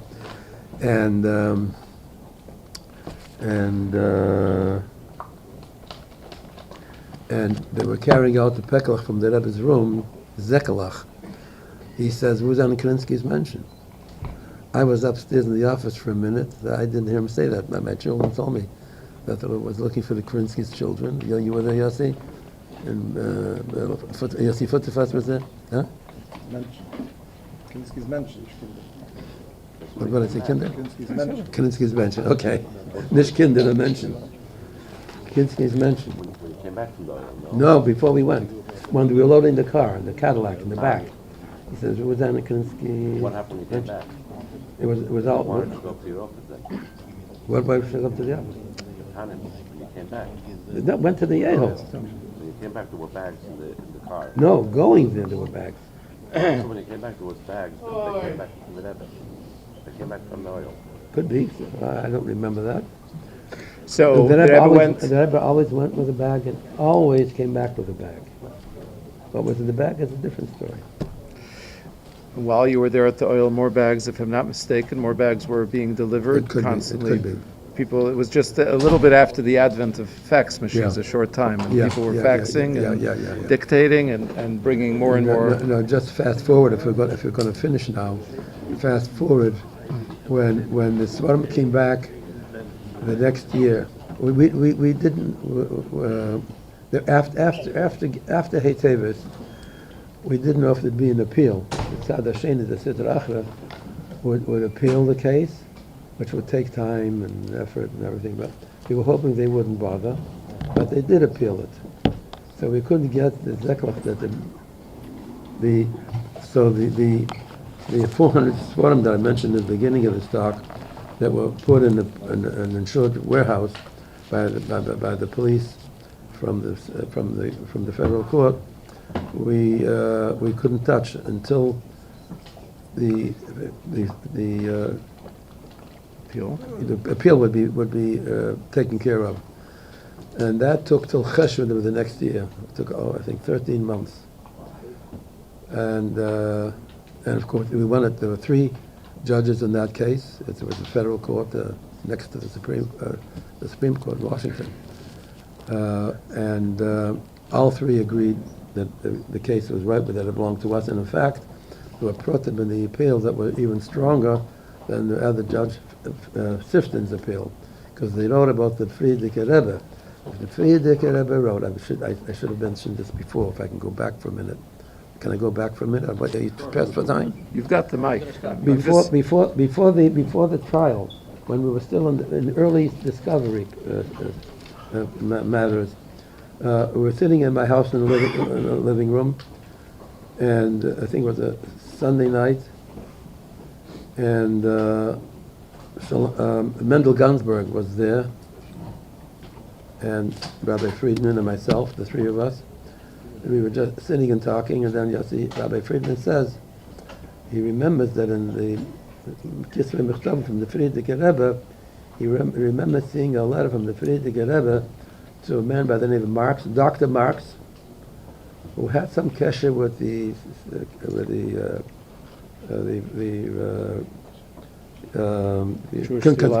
Jewish Theological Seminary, and had a government job in Washington. And he was the Sefer, and he had good Bakanshap.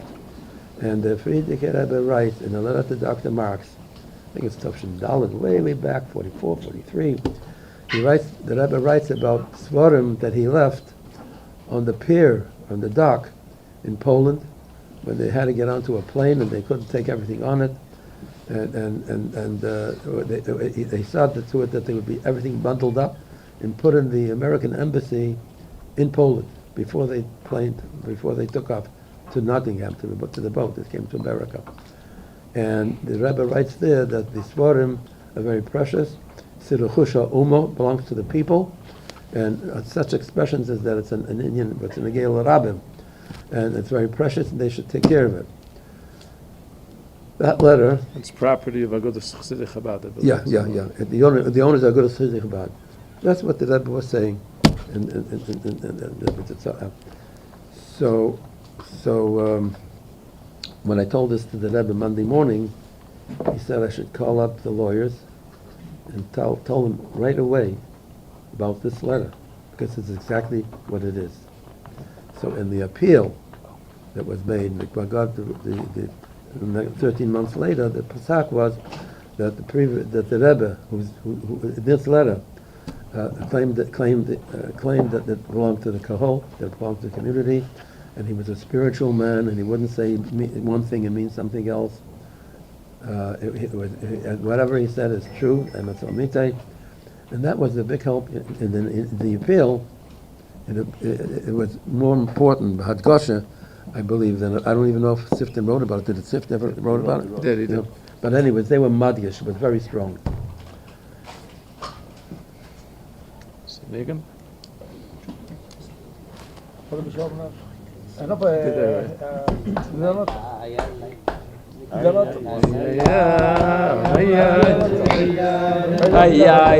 We sang it already before.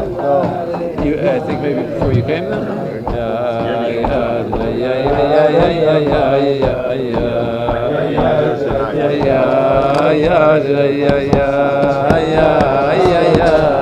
What?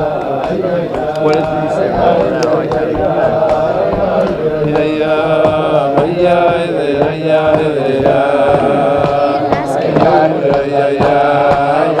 I did ask him. What do you mean?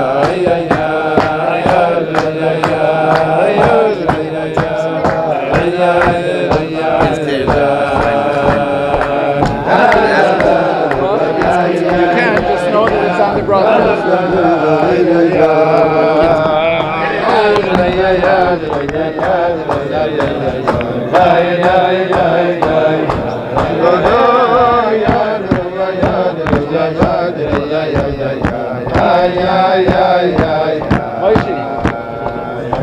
You want to continue? What can we do about the heat? It's still pumping.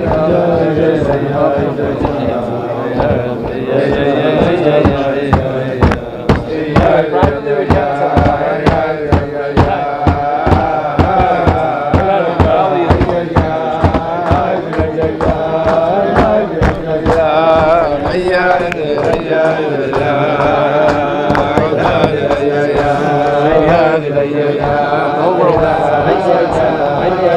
it's very sensitive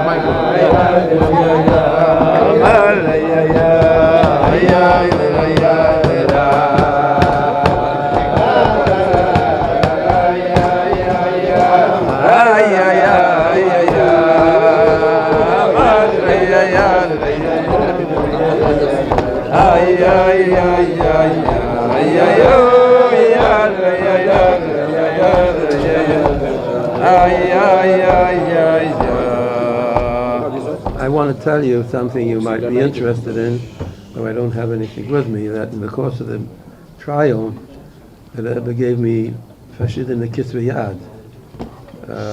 They gave the case. And one of them was particularly interesting. It wasn't a big paper, it was actually not very big, but he writes to me what a Rebbe is. What a Rebbe is. I know they mentioned it in one of the Jewish magazines this week that the Rebbe gave it to me, but I don't know. Did they print it this week? Yeah. It's been published. It's been printed, at least part of it. Yeah, but What did the Rebbe write about in the? What did the Rebbe address in those setlach? There were. What a Rebbe. I'm not gonna. It's more than I can say. I know the answer. Huh?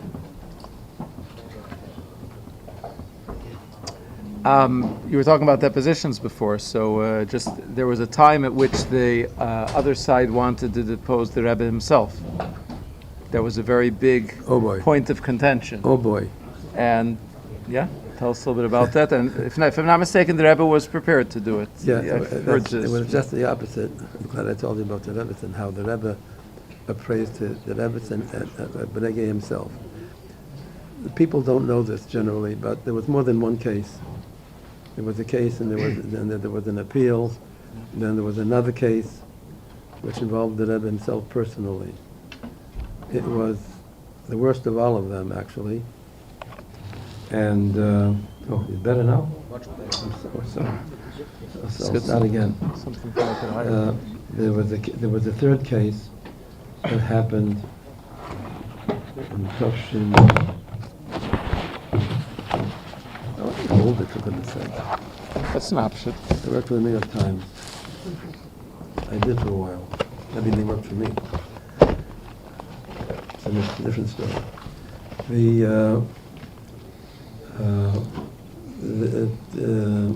It had to do with opposing the Rebbe himself. They claimed because of the Rebbe's Farbrengen, when he spoke about so harshly, he talked about so strongly, I should say, about the Gneva from the Svarim, that somebody, I don't know who, went upstairs to the third floor and struck Chana, which was a horror horrors, because they wanted to turn this around to say that the Rebbe is responsible for that, what happened, which is totally untrue. Totally untrue, that's for sure. And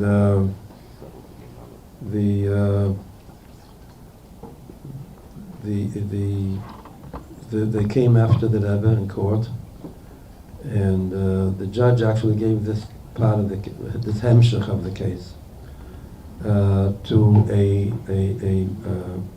what do they call him, a magistrate, happened to be a Jewish man, to judge. So it was a separate case. We had the same lawyers, but there was one particular one, a young one, who grew up in the from Shem Shabbos house, was a partner with Nat Lewin. Nat Lewin gave him, he later became the, what do you call from the United States? Solicitor General of the United States of America. He became the country's lawyer's lawyer. Seth Waxman. A very, very fine young man, smart. And he took the case. And it was papers back and forth. The Rebbe was kept abreast of everything. And it wasn't going in a good direction. And the Rebbe called me in one afternoon. He said to me that, look, if I have to give up his deposition, I'm ready to go. Now, I don't know how to say it, but I lost myself. Thank God. I said to the Rebbe in Yiddish, very firmly, that it's not going to happen. The Rebbe looked at me, changed the conversation to something else, it's completely different, as if nothing ever happened, and he didn't have it.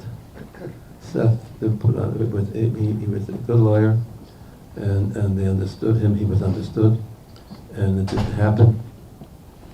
And bottle kafir the yada, or more than that if possible. And I don't know how he did it.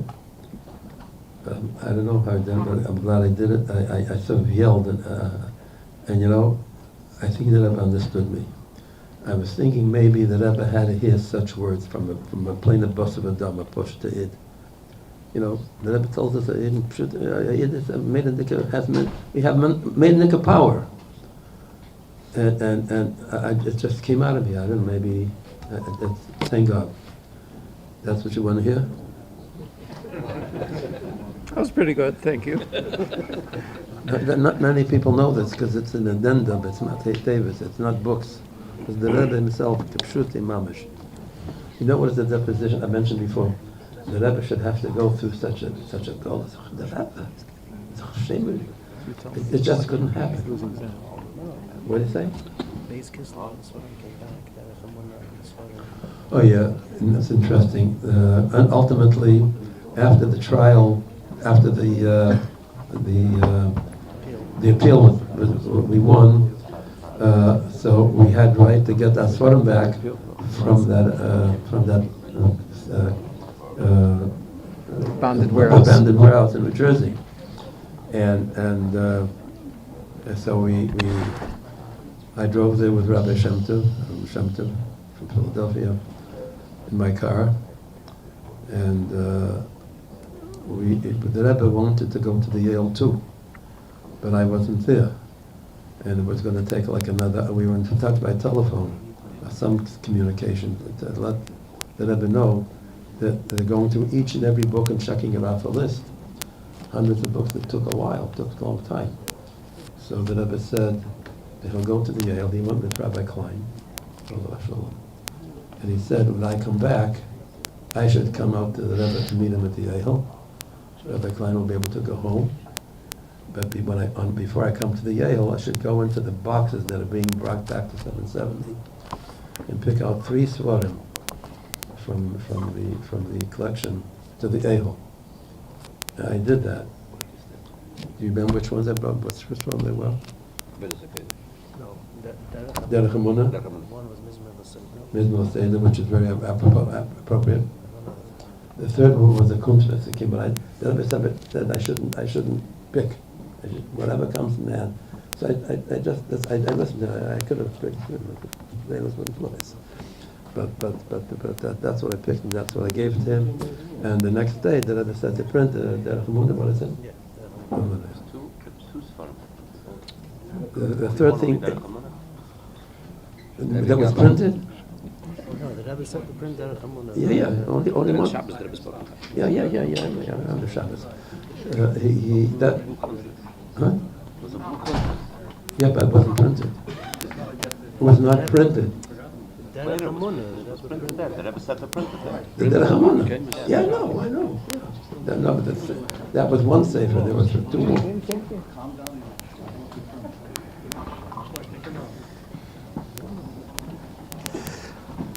Shimon and Nigan. When I asked Nigan. About a minute. Go ahead. I just want to mention before we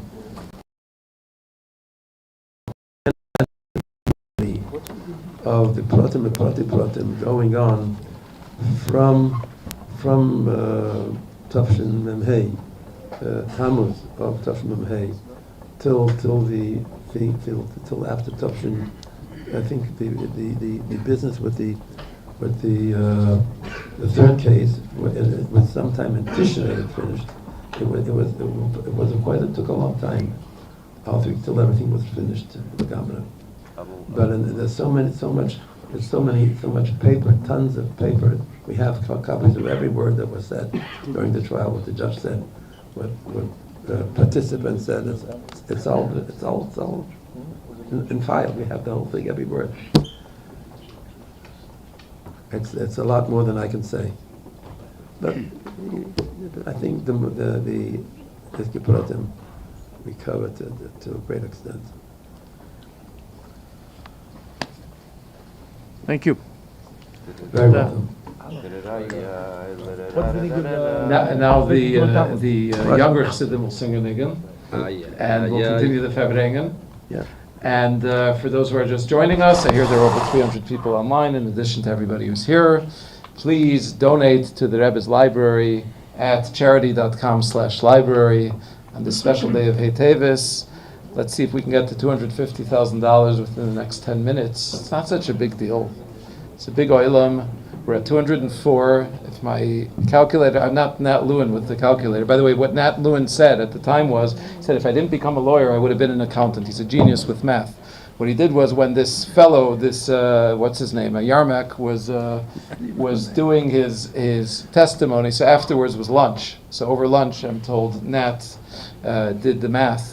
He came back after lunch and he tore him apart. He said his math didn't make sense, and that was the laughing stock that Rabbi Krinsky was describing. But anyway, I'm not such a genius in math. However, it's not so hard to figure out that if we're at 204, 692, and we want to get to 250 within about 10 minutes, that would only require about $10,000 to be donated, because everything is matched and doubled. Ladies and gentlemen, please donate and support the Rebbe's library, which we just got finished explaining is the Rebbe's library is the crown jewel of Lubavitch. The entire Teves revolved around the Rebbe's library. Let's get it done. And now we have Rabbi Shimon Liani on the keyboard for start a niggun, please. Whatever it is, go ahead, Shimon.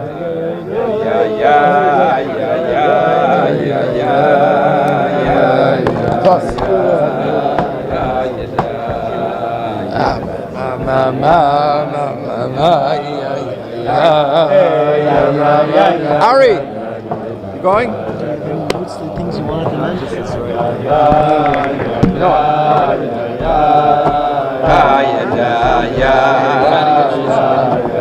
Oh, did this get disconnected? Rabbi, they're saying this is disconnected. Is it plugged in?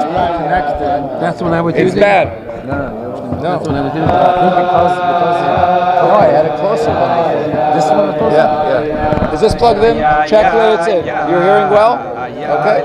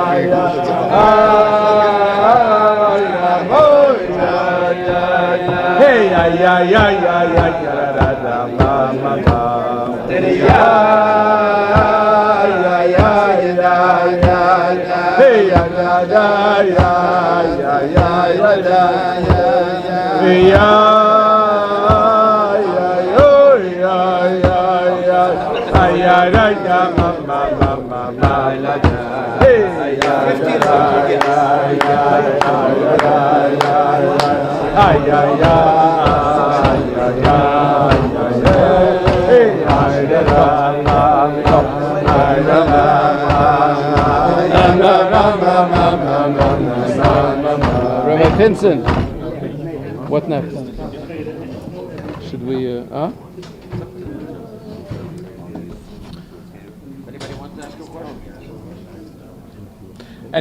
would anybody like to ask any question? Shimon. When the Rebbe told you go tell the Rebbetzin that you went to get the lawyers, how was the Rebbetzin, the first reaction was?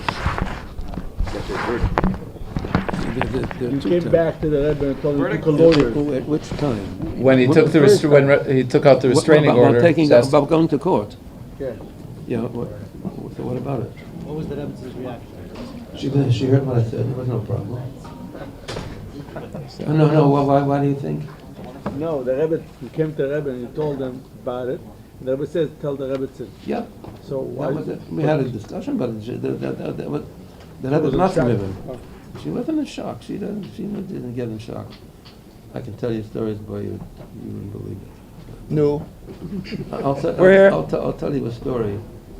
With the Rebbe's life was in her hands, Begoli. You remember the Rebbe had a heart attack in Shmini Atzeres? Yep. You all remember, I'm sure. I don't remember what it was. Yeah, but you remember it happened. It happened in the middle of our the fifth HaKofer, ungefähr. And the Rebbe suddenly was standing and clapping to Kofa, and the Zmiris singing.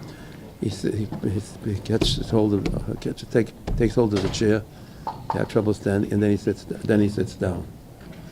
Oh, and became white. Nobody knew what was going on. There were a few doctors who came, Chassidim, one from Cleveland, one from Toronto. Plain doctors. Nobody who could see what was going, who could take care of the Rebbe.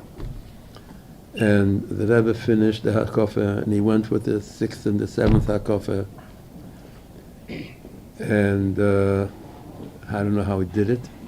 The doctors don't know how he did it. Then he said, Aleinu, and he went to the Beis Medrash, walked up the steps, and went into his office. Dr. Zellickson was there. By the time I got upstairs, there was a bed that I think Chana sent down from upstairs. Nufstellbettel. And they was going to lay down, rest. Took a while, and the Rebbe sat down, and nobody knew what to do. So What? Instead of breaking windows. That's downstairs. I remember. I don't. Talking about upstairs. Yeah, and I'm talking about the Rebbe's room, the Rebbe his color was not good, and you could see he was in distress, and decided to have to call a doctor. So I knew some cardiologists in Brooklyn, and within about an hour, he contacted 4 doctors, cardiologists, because the thinking was that it's a heart problem. And they all came, and they all examined the Rebbe, and they said the Rebbe had a very serious heart attack. He must go to the hospital immediately. There are 4 ambulances out front from Hatzalah. He has to go to the hospital immediately. And if not, we're leaving. So the Rebbe says he's not going to the hospital. He can be treated here, very, very soundly, quietly. And the 4 doctors left. They came one after the other, not at once. They left. So the Rebbe's in a serious condition. There was a Lubavitcher doctor from New York, I forget his name. No, Tisholt was after Ira. Related to the Kunins. Anyway, Richter, God bless you. He came from Manhattan. He was also the chief surgeon in the Jewish hospital in Brooklyn, which is about a 5-minute walk from 770. So he came, he brought with him a medical piece of equipment, to take cardiograms. And the read was horrible. And they just, what do you do? The Rebbe's not going to the hospital. And an hour passes, and 2 hours pass. And es came mir steht, and we cooked him, and we basically was Satan. If the Rebbe doesn't want to go, no doctor's going to come and say, you're all right. It's Sakonis of Fashis Mamish. They wouldn't wanted that, no one wanted their responsibility of dealing with the Rebbe. Because the Rebbe was not going to go to a hospital under any circumstance. I can be treated right here. And the night passed. It's about 5:30 or 6 o'clock in the morning, Fatog. And the Rebbetzin comes walking down from the 2nd floor. I should say that when it originally happened, went into the room, came up from downstairs, the doctor said, you didn't drink anything today, you had nothing. It was a problem Erev Yontif in the mosquitoes that the Rebbe was not happy with. And it had an effect on him, together with other things, who knows what. So they went so when the Rebbe was in the room downstairs, they went to 770, to 1304, the Rebbetzin was home, President Street. And they walked the Rebbe, I think, Halberstam, and somebody else walked the Rebbetzin to the Rebbe's room. And she walked in, and she said something to him. And then they decided he has to drink something. To make it, the Rebbe said, Shmini Atzeres, you have to eat in sukkah. He was in the room. He couldn't make kiddush in the room. He'd have to go into the sukkah. So he got up, and he went into the sukkah with the Rebbetzin, and he made kiddush and came back to the room and sat on the bed, and there was nothing that could be done. The Rebbe didn't let. Around 6 o'clock in the morning, the Rebbetzin was upstairs, either by Chanu or by her mother in the middle floor. And she comes down, I was standing there, Rabbi Groner was there, Rabbi Klein was there, and another 1 or 2 people. And she says, "Was Herzach?" So she was told that the doctors were before that, closer to 12 o'clock at night, well after the other 4 doctors left, another 4 different doctors came, one after the other, and said the exact same thing. There's a serious problem here. Go to the hospital as fast as you can, or else. So the Rebbetzin says, she was standing right next to me, and she says, "Was Herzach?" So I didn't say anything, but they said to her that doctors want to take the Rebbe to the hospital. He had just had a second heart attack, 6:30 in the morning. And the matzah was Oy Menera. And the Rebbetzin standing there and says, "Was Herzach?" So they said they want to take the Rebbe to the hospital. And what does my husband say? Calm, cool, and collected, like nothing. He doesn't want to go. Well, she said, if my husband doesn't want to go, I can't let you take him. Imagine the situation. You had to see her demeanor. She had no children here. The Rebbe had no children here. They had no mishpocha here. They had zero. The most two important Jewish people in the world didn't have anybody here that was mishpocha. Children, parents, brothers, sisters, aunts, uncles, cousins. Nobody, not a soul. But she said, it's so ruyik. This is what I'm going to make. The Rebbe's life was very much at stake. What does she have? If something chalila happens, what did the Rebbetzin have?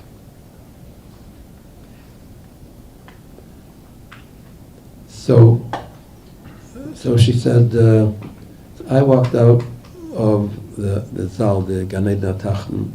I had nothing to stand there for. I was walking across the floor to the Merkaz office. The door was open. The Merkaz across the lobby of 770.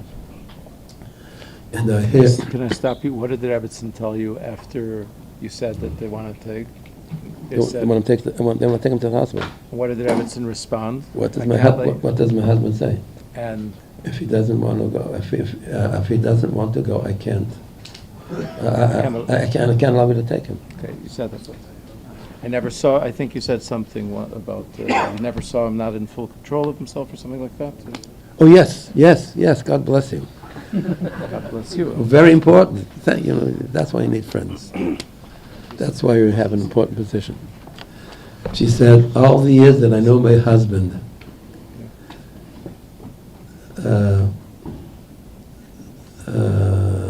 I never saw him not in total control of himself. All my life. That's the word. Huh? They wanted to sedate the Rebbe and take him to the hospital. The Rebbetzin said, I can't let you do it. And it didn't happen. So I was walking out of the Gan Eden HaTachten, verloren, over the stone floor, and walked into the Merkaz, and I was standing with my hands on the little ventilator, and I hear her walking after me. So she comes into the office, just the two of us were there. And she says to me in Yiddish, Rabbi Krinsky, kennt doch sehr viele Menschen. Kennt nicht gefunden der Doktor für meinen Mann? English, please. Rabbi Krinsky, you know so many people who can't find a doctor for my husband? And as soon as she said that, I had like a lightning bolt, a barak mavrik in my head. And I reminded myself that I know a doctor. He's a good cardiologist. He graduated Harvard. He was That used to be a good thing. That used to be a big thing until a couple months ago. They lost it. Yeah. They lost it. Then it was a good thing. Sorry. It's a very masubach, the development side. So what happened was, and I thought of Dr. Ira Weiss. He was a student. He graduated at Harvard, as I said. He had I knew the professor that he studied under was world renowned. I think he had a prize. What do you call a prize? Nobel Prize. He did. And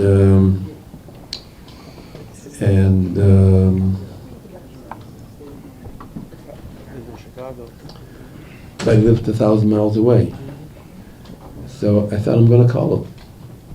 So I called up my shwager, Herschel Schusterman, the Rav in Chicago, probably the 8th Rav, I don't know, my brother-in-law, married to my sister, Evelyn. And it was Yontif. He wouldn't pick up the telephone. It was 6 o'clock, 6:30 in the morning, 6:45. And I kept trying, and I let it ring. I probably ring. But Halach Kamesa, he picked up the phone already. Picked up the phone. And I told him what's going on. I said, give me Ira's number. I want him, he should come. He gave me the number. I called Ira. I woke him up. And he says to me, if the Rebbe doesn't want to go to the hospital, don't force him to go b'shum even. It'll make the situation worse. And having seen the Rebbe. So he says, you know what? I have a Talmud Chaver, Dr. Tischoltz, lives in New Jersey. He works in Mount Sinai. He's the head of the cardiology department. I'll call him and I'll see if he can come. He called him, and he said that he would come. He would come, but he won't be there before 10 o'clock. He says, well, he'll let him come, let him see what's going on. If you don't have anybody else anyways. I'll get on the first plane out, but I won't get there till after 1 o'clock at the earliest, American Airlines. Well, I want to meet Ira?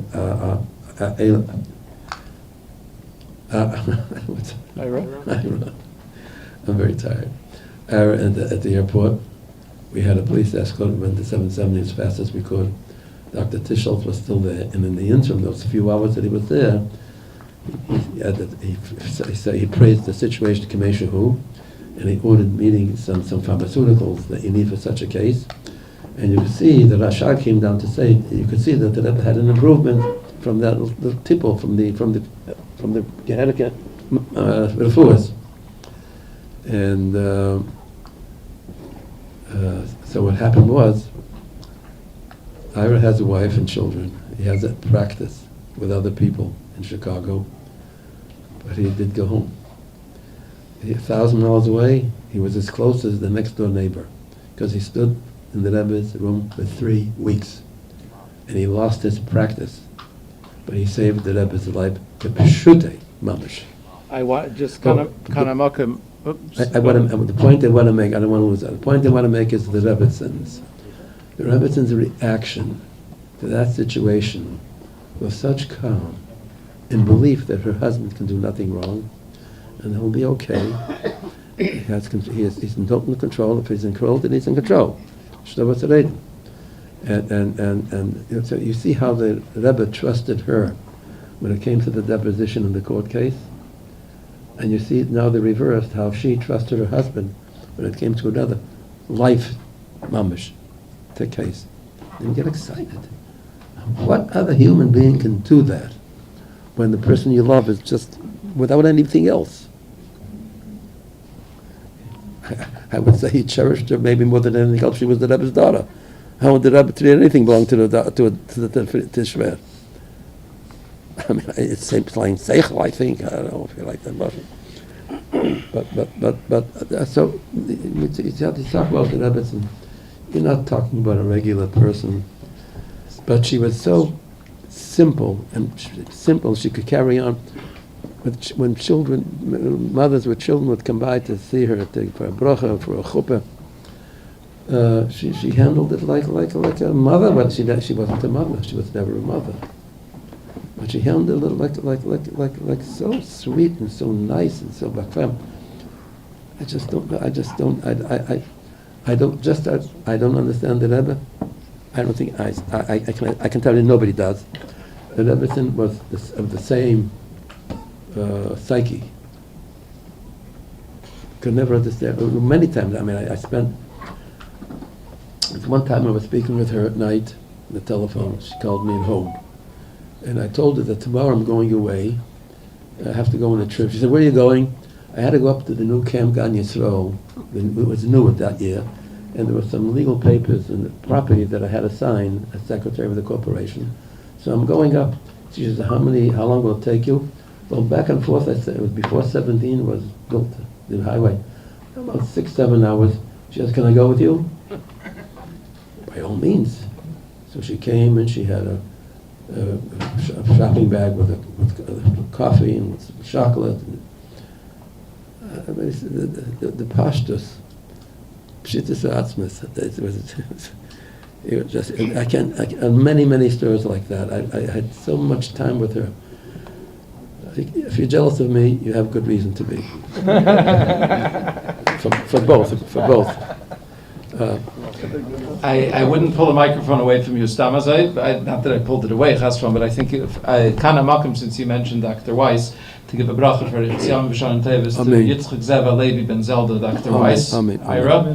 Should be strong and well. Amen. And as the Rebbe's doctor, every one of us owes, every member of Klal Yisrael, every person living in the world owes Dr. Weiss, lovingly known here as Ira. He wants the name.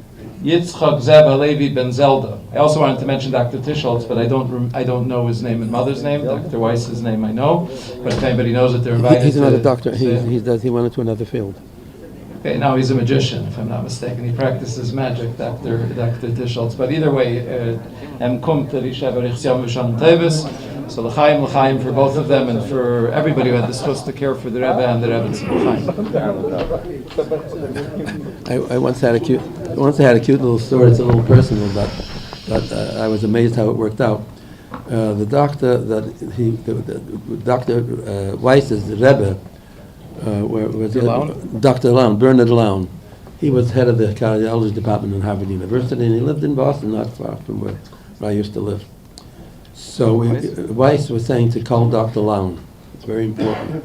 Weiss and Tischholz were Talmidim of Lown in Harvard. So we called Dr. Lown. He was in Moscow treating the Prime Minister who was there in 19 whatever it was.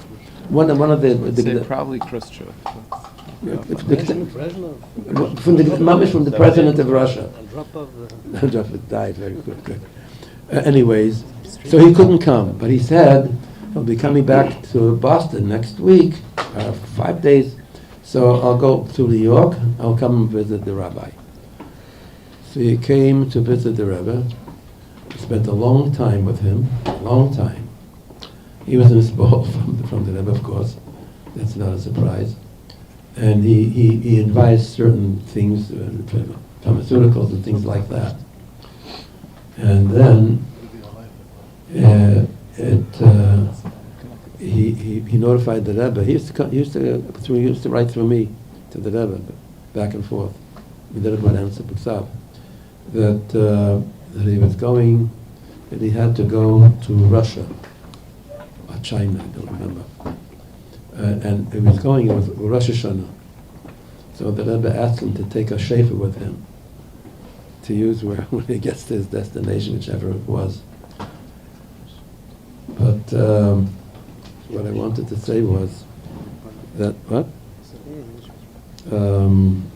About keeping the Rebbe. Yeah, this again. What did he say about Ira's decision that the Rebbe should stay instead of 70? He was okay with that. That was not a problem. So it's also, in case it wasn't clear, Dr. Weiss was the only one who said if the Rebbe doesn't want to go, don't take it. The first one who said from the 8 doctors that came lechatchila. But what happened was they came out of Pesach, and I went over for matzah like everybody else, but I went over a little bit later in the day because I live in Crown Heights. Those who have to go to Connecticut, New Jersey, it's a ways from 770. They went early, and the Rabbi used to till matzah from the matzah that was gebacken at Pesach. After Mincha, the matzah didn't come to 770 until about 4:30, 5 o'clock. It took a long time. So people went. It wasn't a big deal because not that many people could come and get back to Pesach before the Seder. So I don't know why. I went over to, when I asked the Rebbe for my matzah, I asked for Dr. Lown. And the Rebbe said, it's getting Yontif. What should I say? It was about 5:30 in the afternoon. It's Boston. It's in Boston. I didn't say yes. I couldn't say yes. So I'll never tell I won't tell her a lie. So at that time, there used to be excursions, flights back and forth every half hour from LaGuardia. That was like a marine terminal. And so I figure in that time they used to go in time, every half hour on the half hour. So I went out. I found a bocher in front of 770. I gave him some money. I gave him Dr. Lown's matzah. I said, go to the airport to LaGuardia, get to the next plane leaving for Boston, give anybody you see this little package, the envelope, and I'll thank you for it. I gave a few dollars, lady. So I arranged with my brother. Actually, he had an upshot in his nickel today in the morning. And so he was at the airport to meet the lady, and he got took the matzah.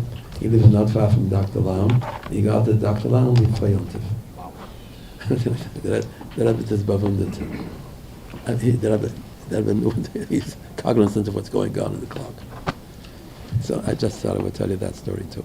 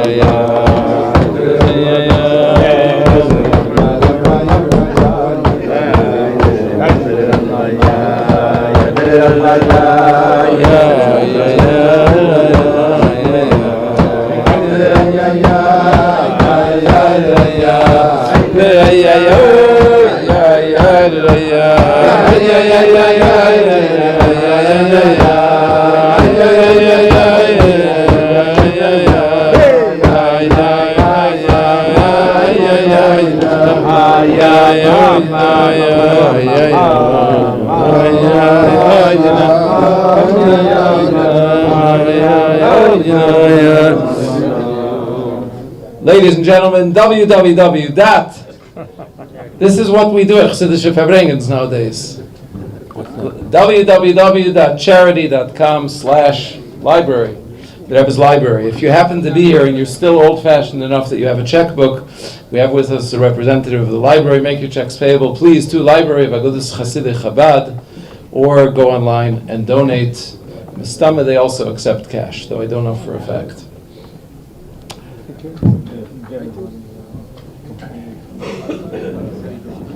Izzy, nothing to say, nothing to ask? You're tongue-tied? I didn't know that's possible.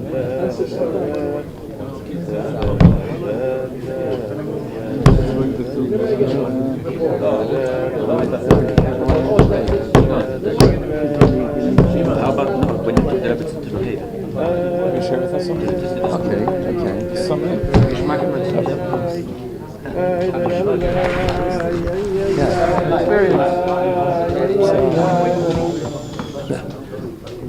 You don't want to go home. I'll tell you a few stories like that. About the Rebbetzin. I often spent time with her when she had to go someplace that she didn't want to go herself, like to Connecticut or places in New Jersey that are further, like the camp up in the 7-hour trip. We went to Connecticut, and she accomplished what she wanted. She had to be someplace, and she finished that. We were not far from New Haven. In New Haven, there's a Lubavitch Yeshiva, as you know. Rabbi Meisha Yitzchak Hecht, married to my sister Rivka. Topshin Aleph was one of the first Lubavitch Chasanas in America. Topshin Aleph. Tammuz, Topshin Aleph. 1941. Yeah. And Hecht family, but anyways, they were the Menahalim, they founded the yeshiva in New Haven, Connecticut. And they bought a building. After a few years, they were able to buy a nice building, but it became too small. So they decided to build a new building. And they got a fancy architect from Yale. That's also persona non grata today. And to make a long story short, they built a building. It took a few years in a beautiful setting near Orange, which is a suburb, a fancy suburb, very fancy place in New Haven. And they built a beautiful building.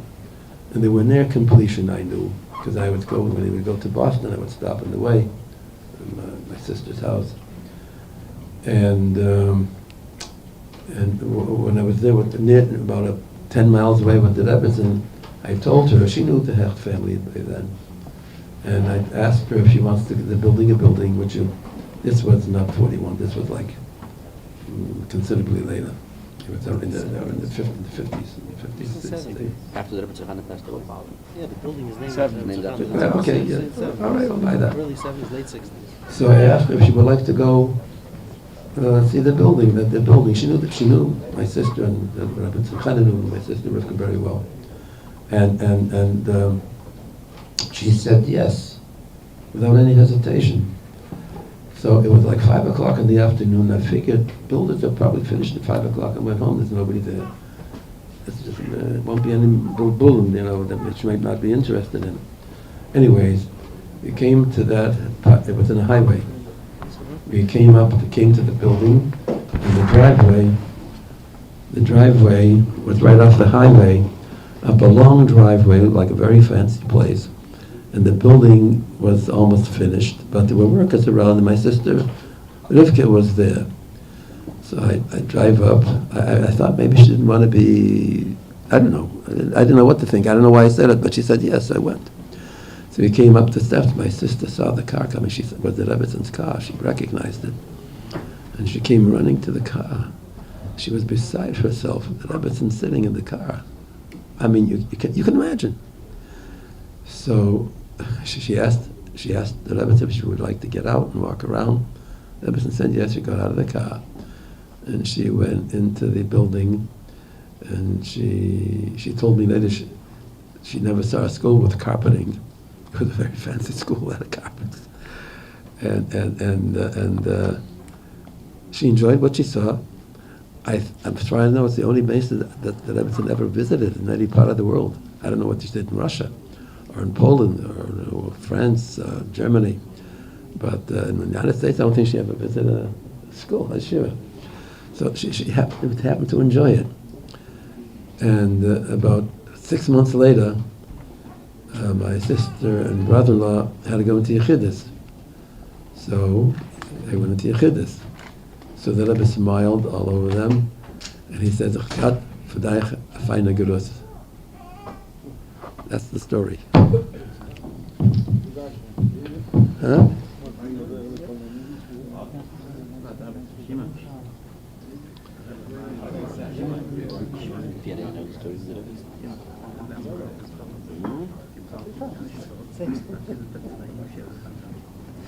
What did you say about Chadasha? Should I tell the story with the hospital? Anything. With my back? These are not people that were 40 years ago. Okay. There's nobody here on their own. Another interesting, fabulous story. It's actually about the Rebbe and the Rebbetzin. Am I boring you? What's? Would the Rebbetzin like speak to you in the car? No. Not only that, but she sat in the front with me. If I put the arm down, she picked it up. No, the What were the car rides like? fantastic. I mean, you think you ran with the Rebbe in the car like 2,000 times, spend how many thousands of hours? The Rebbe didn't talk to me. People asked, "Did the Rebbe talk to you in the car?" What's the matter with you? When we had telephones in the car in the later years, the Rebbe would give me things to call people on the telephone with answers. Or sometimes when I went into the Yale, I went in to see, he would give me things to call up, to give over answers and things that were duchav. Anyways, one day it was a Chedesh Shvat. It was very cold outside, and I picked up something that I should not have picked up. It was a heavy box, and I pulled my back. And I really pulled it, and I couldn't, I don't know how I got home. It was on Kingston Avenue, actually, not too far from home, but I don't know how I got home. And it was cold, freezing cold outside.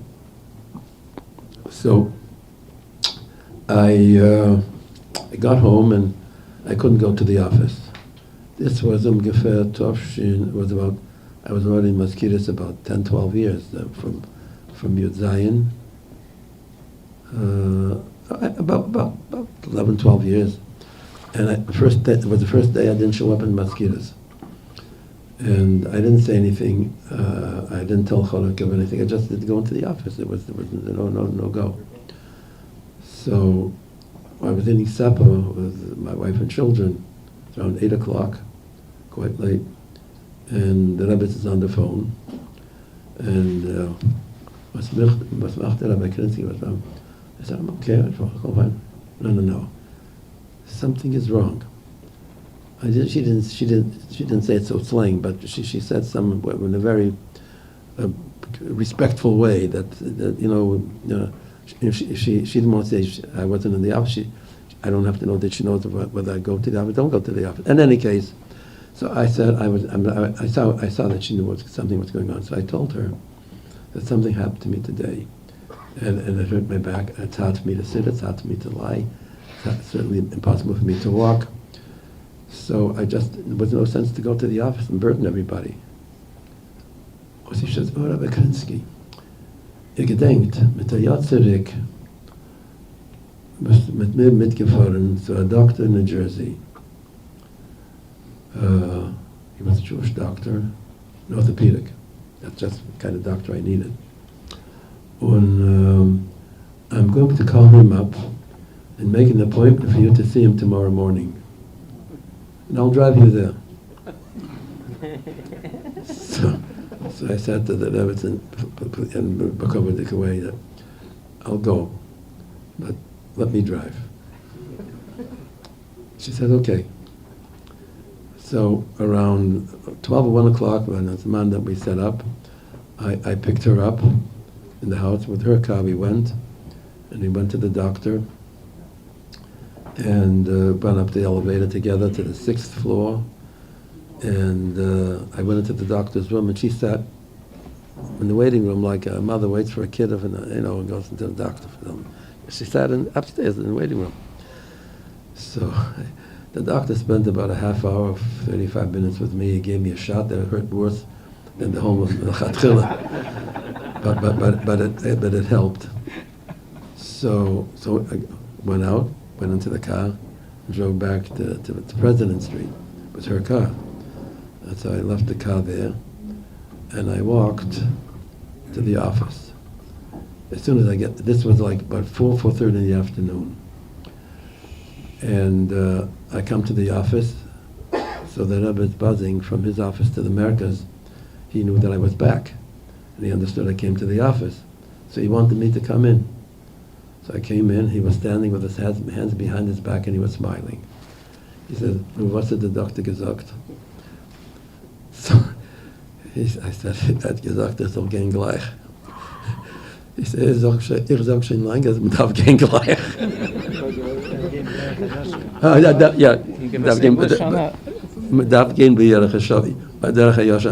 You have to walk straight. With have implications and activity. You gotta be, you know what it means. You gotta walk straight. You all know what it means. So, but there's something connected with this story that you don't realize.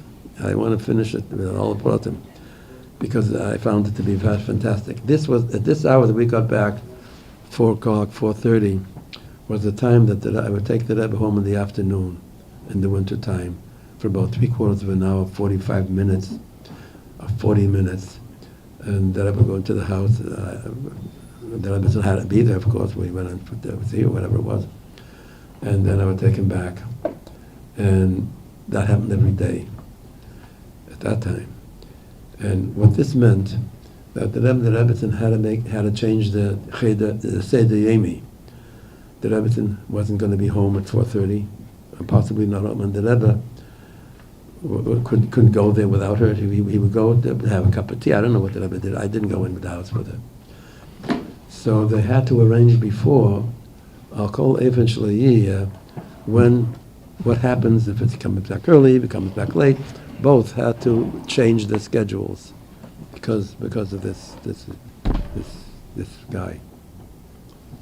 So I found that I don't know how to say it, so I won't say it. Didn't bring any snack. I don't remember yet if she brought a snack. I think she did. If I told you that, she brought a snack. That's a woman, a gentle, fine, kind lady. Huh? Tell me. me my mishpacha. Any, you know any stories? Any questions? Are you finished, Rabbi Shmutkin? Anybody have any As soon questions? as we hit 500, I'm finished. No. All the stuff that he stole came back. 100%. Every single thing came back. What the one that sold? It came back. Don't ask me anything. Every single thing, even the Kitzah Agada came back. There was a question from the crowd. What was the most difficult part for you of working with the Rabbi? A difficult part? Yeah. What was difficult? Trying to be a mensch. Like to walk straight. Yeah, trying to walk straight. No.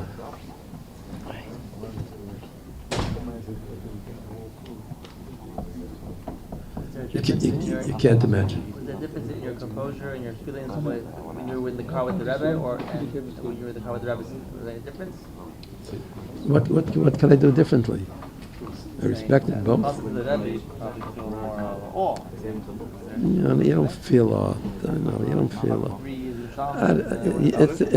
There's a feeling I can't describe. It's not awe. Awe is a gvuris. Isn't it? Awe implied gvuris. Huh? Gvuris. It was very pleasant. Very pleasant. There was once a time when the Rebbe called me up. It was in an early chofen. The Rebbe used to walk home in the afternoon and at night, again, with Rabbi Chodakov. No car riding.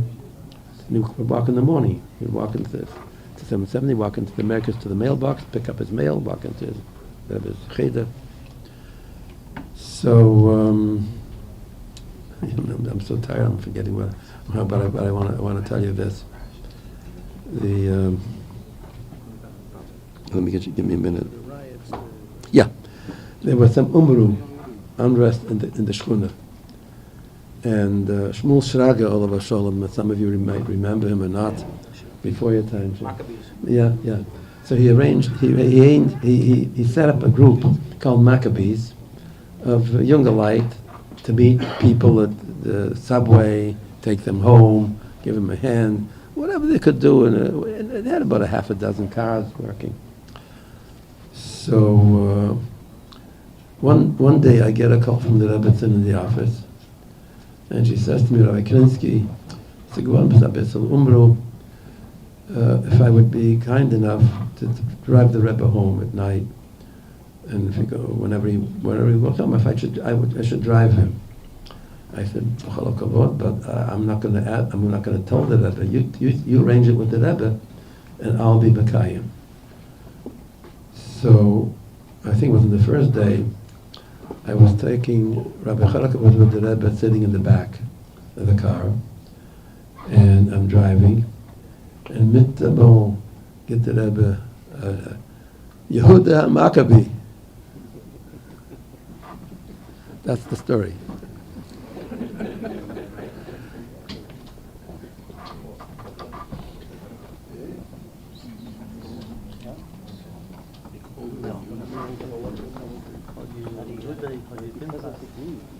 You called me Pinchas? What is a Pinchas? Huh? Oh. That's a story. I'm embarrassed.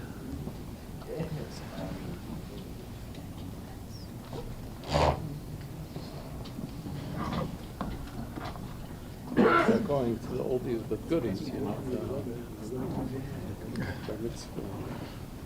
And the other stories, Jesse, help me. Family, help me. Yeah. Anything else? They want to hear something. Digger is a hate Teves. Daf Takim Temos and the Sifriya. The Rebbe Sifriya, I can't tell you how tired it was by him. I want you to know something that I don't think all of you know. It gives the hearts that talking about libraries. There's a library now in Moscow that belongs to the Rebbe, belongs in 770, and It's a very long, this is a long story. You can speak for hours about this. When we were dealing with the books, a few stories, when we were dealing with the books, the Sifriyah, we came across a couple of collections of Svarim that belonged to the Rebbe. One was in Poland. What happened was, one day I'm in the office, and a young man comes in to me, Simcha Zirkin from Toronto, from Montreal, comes into me in the art library, and he gives me a little box with microfilm. Microfilm is ksav, but it's fine. You need a reader to read it. We had just bought a microfilm reader, and he wanted to know that the guy is running the Jewish Institute in Poland gave it to him. So he wouldn't tell me where he got it, but I ran it through the microfilm reader. It was from the Rabbi, Ksav from the Rabbi, a whole roll of it. I said, "Where'd you get it?" So he was at first reluctant. He didn't want to tell me, and he came with more. And then he came in. It was only thereafter. He says, "Yidl, I got this in the library in Montreal. What happened was there was an exchange in universities with certain classical materials, and they swapped. They exchanged things, and this fell into his hand from somebody I didn't know who he got it from. So of course, the first thing I did was to tell the Rebbe, and then there was a shala afterwards. The original is in Poland, in the library, in Institute, the Jewish Institute, which is not necessarily under lock and key. We have to go. We have to get it. It's ours. And the one who operated this, I remember his name, the institute, wasn't ready to give it away. So there was a ganze shaila what to do.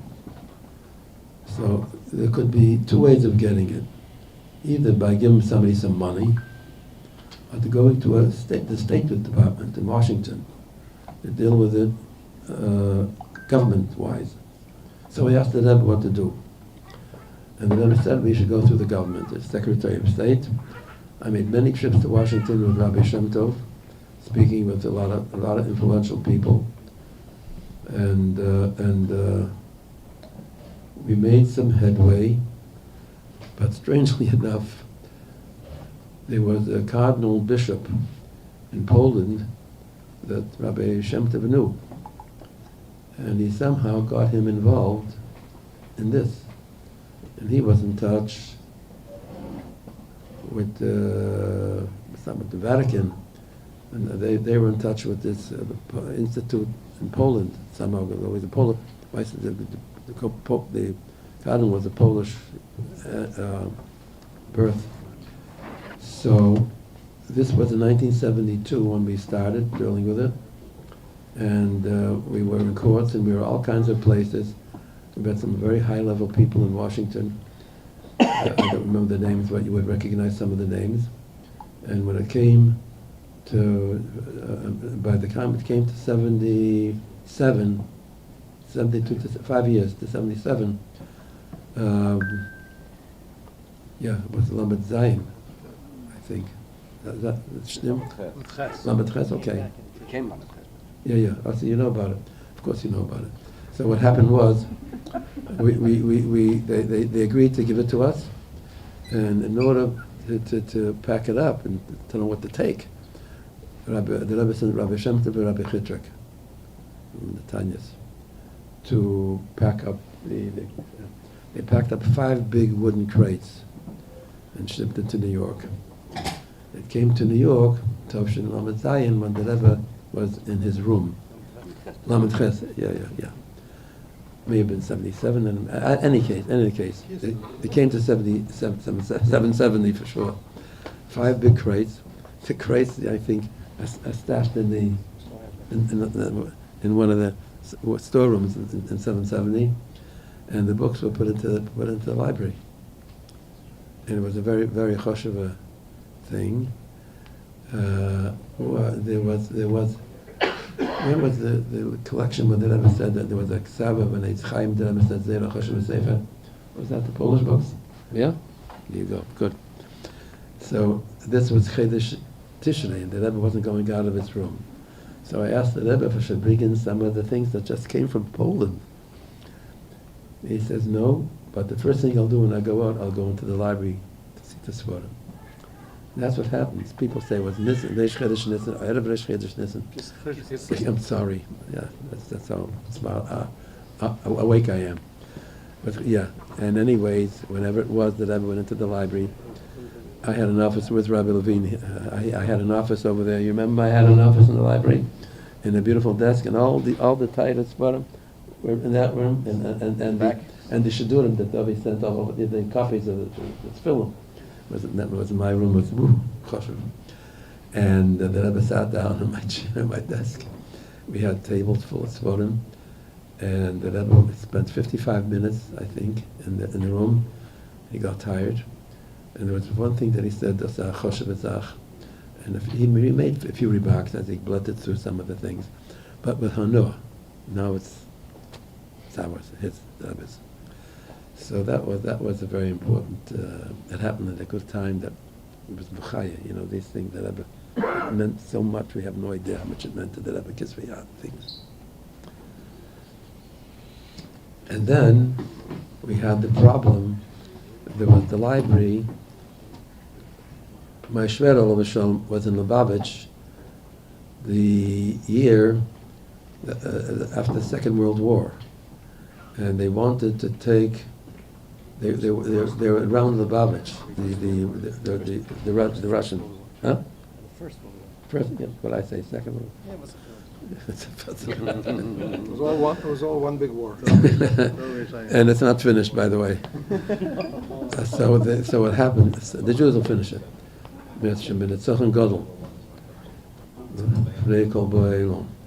So, anyways, bring me back. Yeah, he came to Lubavitch after the Rashab had left for Rostov, but he was there when they came with wagons to take the Svarim from Lubavitch to a slada, they call it, a warehouse in Russia, which they did. They got receipts for it, and it was years and years and years went by. Nobody thought about it. Nobody said anything about it. There was no tamula. It was like, I don't know, there was nothing happening with it. And we didn't know exactly where it was because it wasn't in the salada that they brought it to. It was someplace, they transported it to someplace else. I had frankly discussions with the Rebbe. The Rebbe didn't know where it was either. We lost track of this for over 2 decades. He told me a few things where it's a place where it might be. That we checked and it wasn't. So in Russia they had a biannual, once every 2 years, Yossi, a book exhibit. All kinds of books. You could bring whatever you wanted, and still, you can describe. Yossi was there with my wife, with his wife, with my daughter, and before he went, the library they gave them things in hand, which had in the flyleaf. Sometimes you get a matonis, a name or something. Some svarim have names in them. So they had about 6 svarim, right, Yossi? They picked that had some simonim uvakim. 10. Okay, fine. So they went shopping around. Where could they find this in the library? Because you go into the library, you ask for a sefer, they bring it to you. You can't go into the shelf; they bring it to you. So you can ask whatever you want. So they went into the library. Which library, you see? Leningrad. Lenin Library. So first of all, the Lenin Library, and he brought out a bunch of books. Here we are. That's where it is. So we wanted to get the books very much. There are books, and there were a bunch of Younger Light went there. With Shlomo Kudin was there. Rabbi Levine was there. Mrs. Mendel went for a while. A couple of other Younger Light they're missing. Who am I missing? Well, Aronov from Eretz Yisrael. And they spent months there. And they went to the Russian courts. And the Minister of Culture, I forget his name, he would, it's his Balbatishkeit, he wouldn't give a, they had court cases that we actually won in Russia, but whoever was the Melech Yamolta, the kids, what the court says. And they're still there. A few things came back. I think a Tanya came back to the Vice President of the United States, what was his name from Tennessee? Mondale, yeah. And they want it back now. They want the Tanya back. Yeah, I think they want. Am I correct, Yassi? They wanted some things back. They also gave them 6 or 7 swans. They want them back. Of course, they're not going to get it. They're not going to get it. But what happened? It's not going back. But what happened was, we found this Svarim, and after that, about 6 months after something with the Russian books, a young man from Borough Park comes in to me. He shows me a bunch of what do they call them? The copies of Kisvei Yad. And Hakir, do you know who this is? These are. It was from the Rabbi. So where did you get it? There's another library in Moscow, a military library, where they have military goods packed up. And in there, there's about 50,000 pages of Kisvei Yad. And they will let you make copies of it if you buy them a copy machine. Because the one they had broke. So we bought him a machine, and he took it there, and we have a lot of copies. No? Nope. Huh? We have to have copies, and not of everything, but you can't touch it. So we had court cases years long, and they're still going on. There was a notice in the paper, I remember it was in a California paper front page, that there was a lady who lived in Russia. Her house was cleared out by the Germans. Her parents were wealthy. They had a lot of artwork on the walls, and they can't get it back.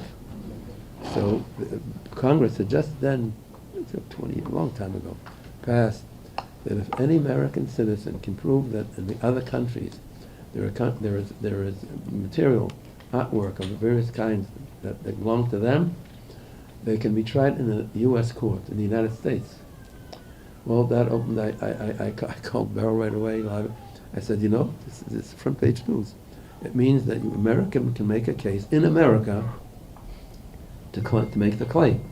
All right. So Bekitzer, there were many claims made first in the Washington courts, and we had expensive lawyers. And is that water or mashka? It's water. I probably need it. 1 second, guys. I had wine before.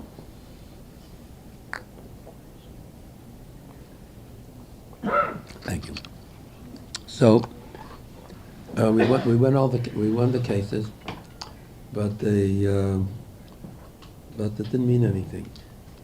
When we started cases in America, we first started in Los Angeles because that's where that lady lived, and the people in that state were familiar with suing American cases from European people holding somebody else's stuff, and then moved it from Los Angeles to Washington because it's the transportation. You don't have to go across country. It's easier. The transportation is easier. So I don't know how many cases there were in Washington courts, and we won every single one. That some of them are fascinatingly interesting. Shlomo Kunin and his children are pretty much aware. They're there all the time. They know everybody there. Everybody knows them. And that's where it is. And yeah, it should be done. Yeah.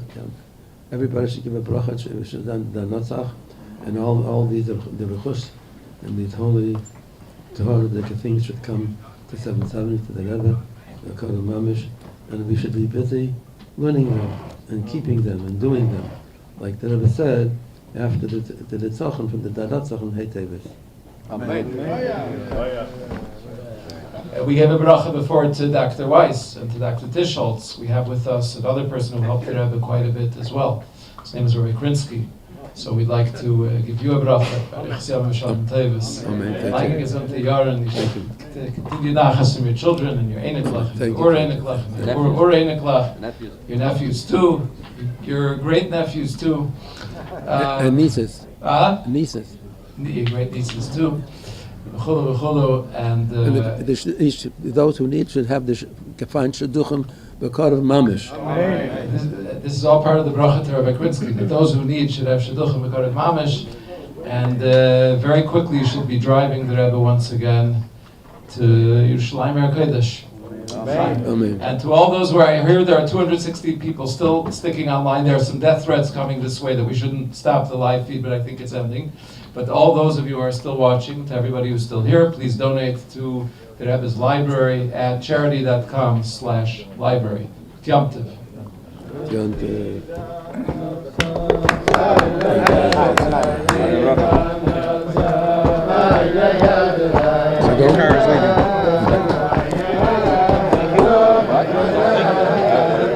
Oh, can't get up. Doesn't see you.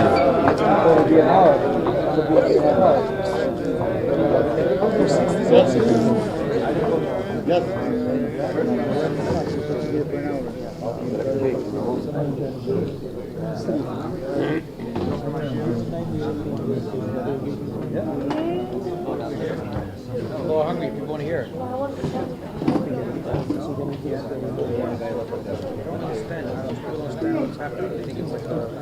Nobody knew who was talking. Scouted.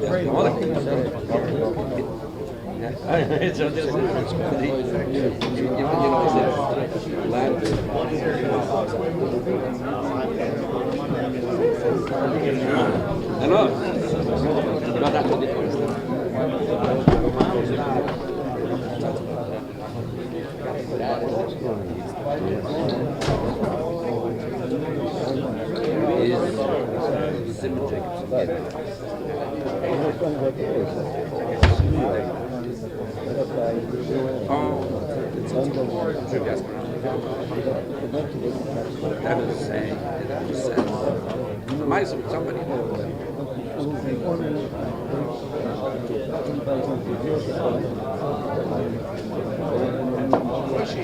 Have a packet.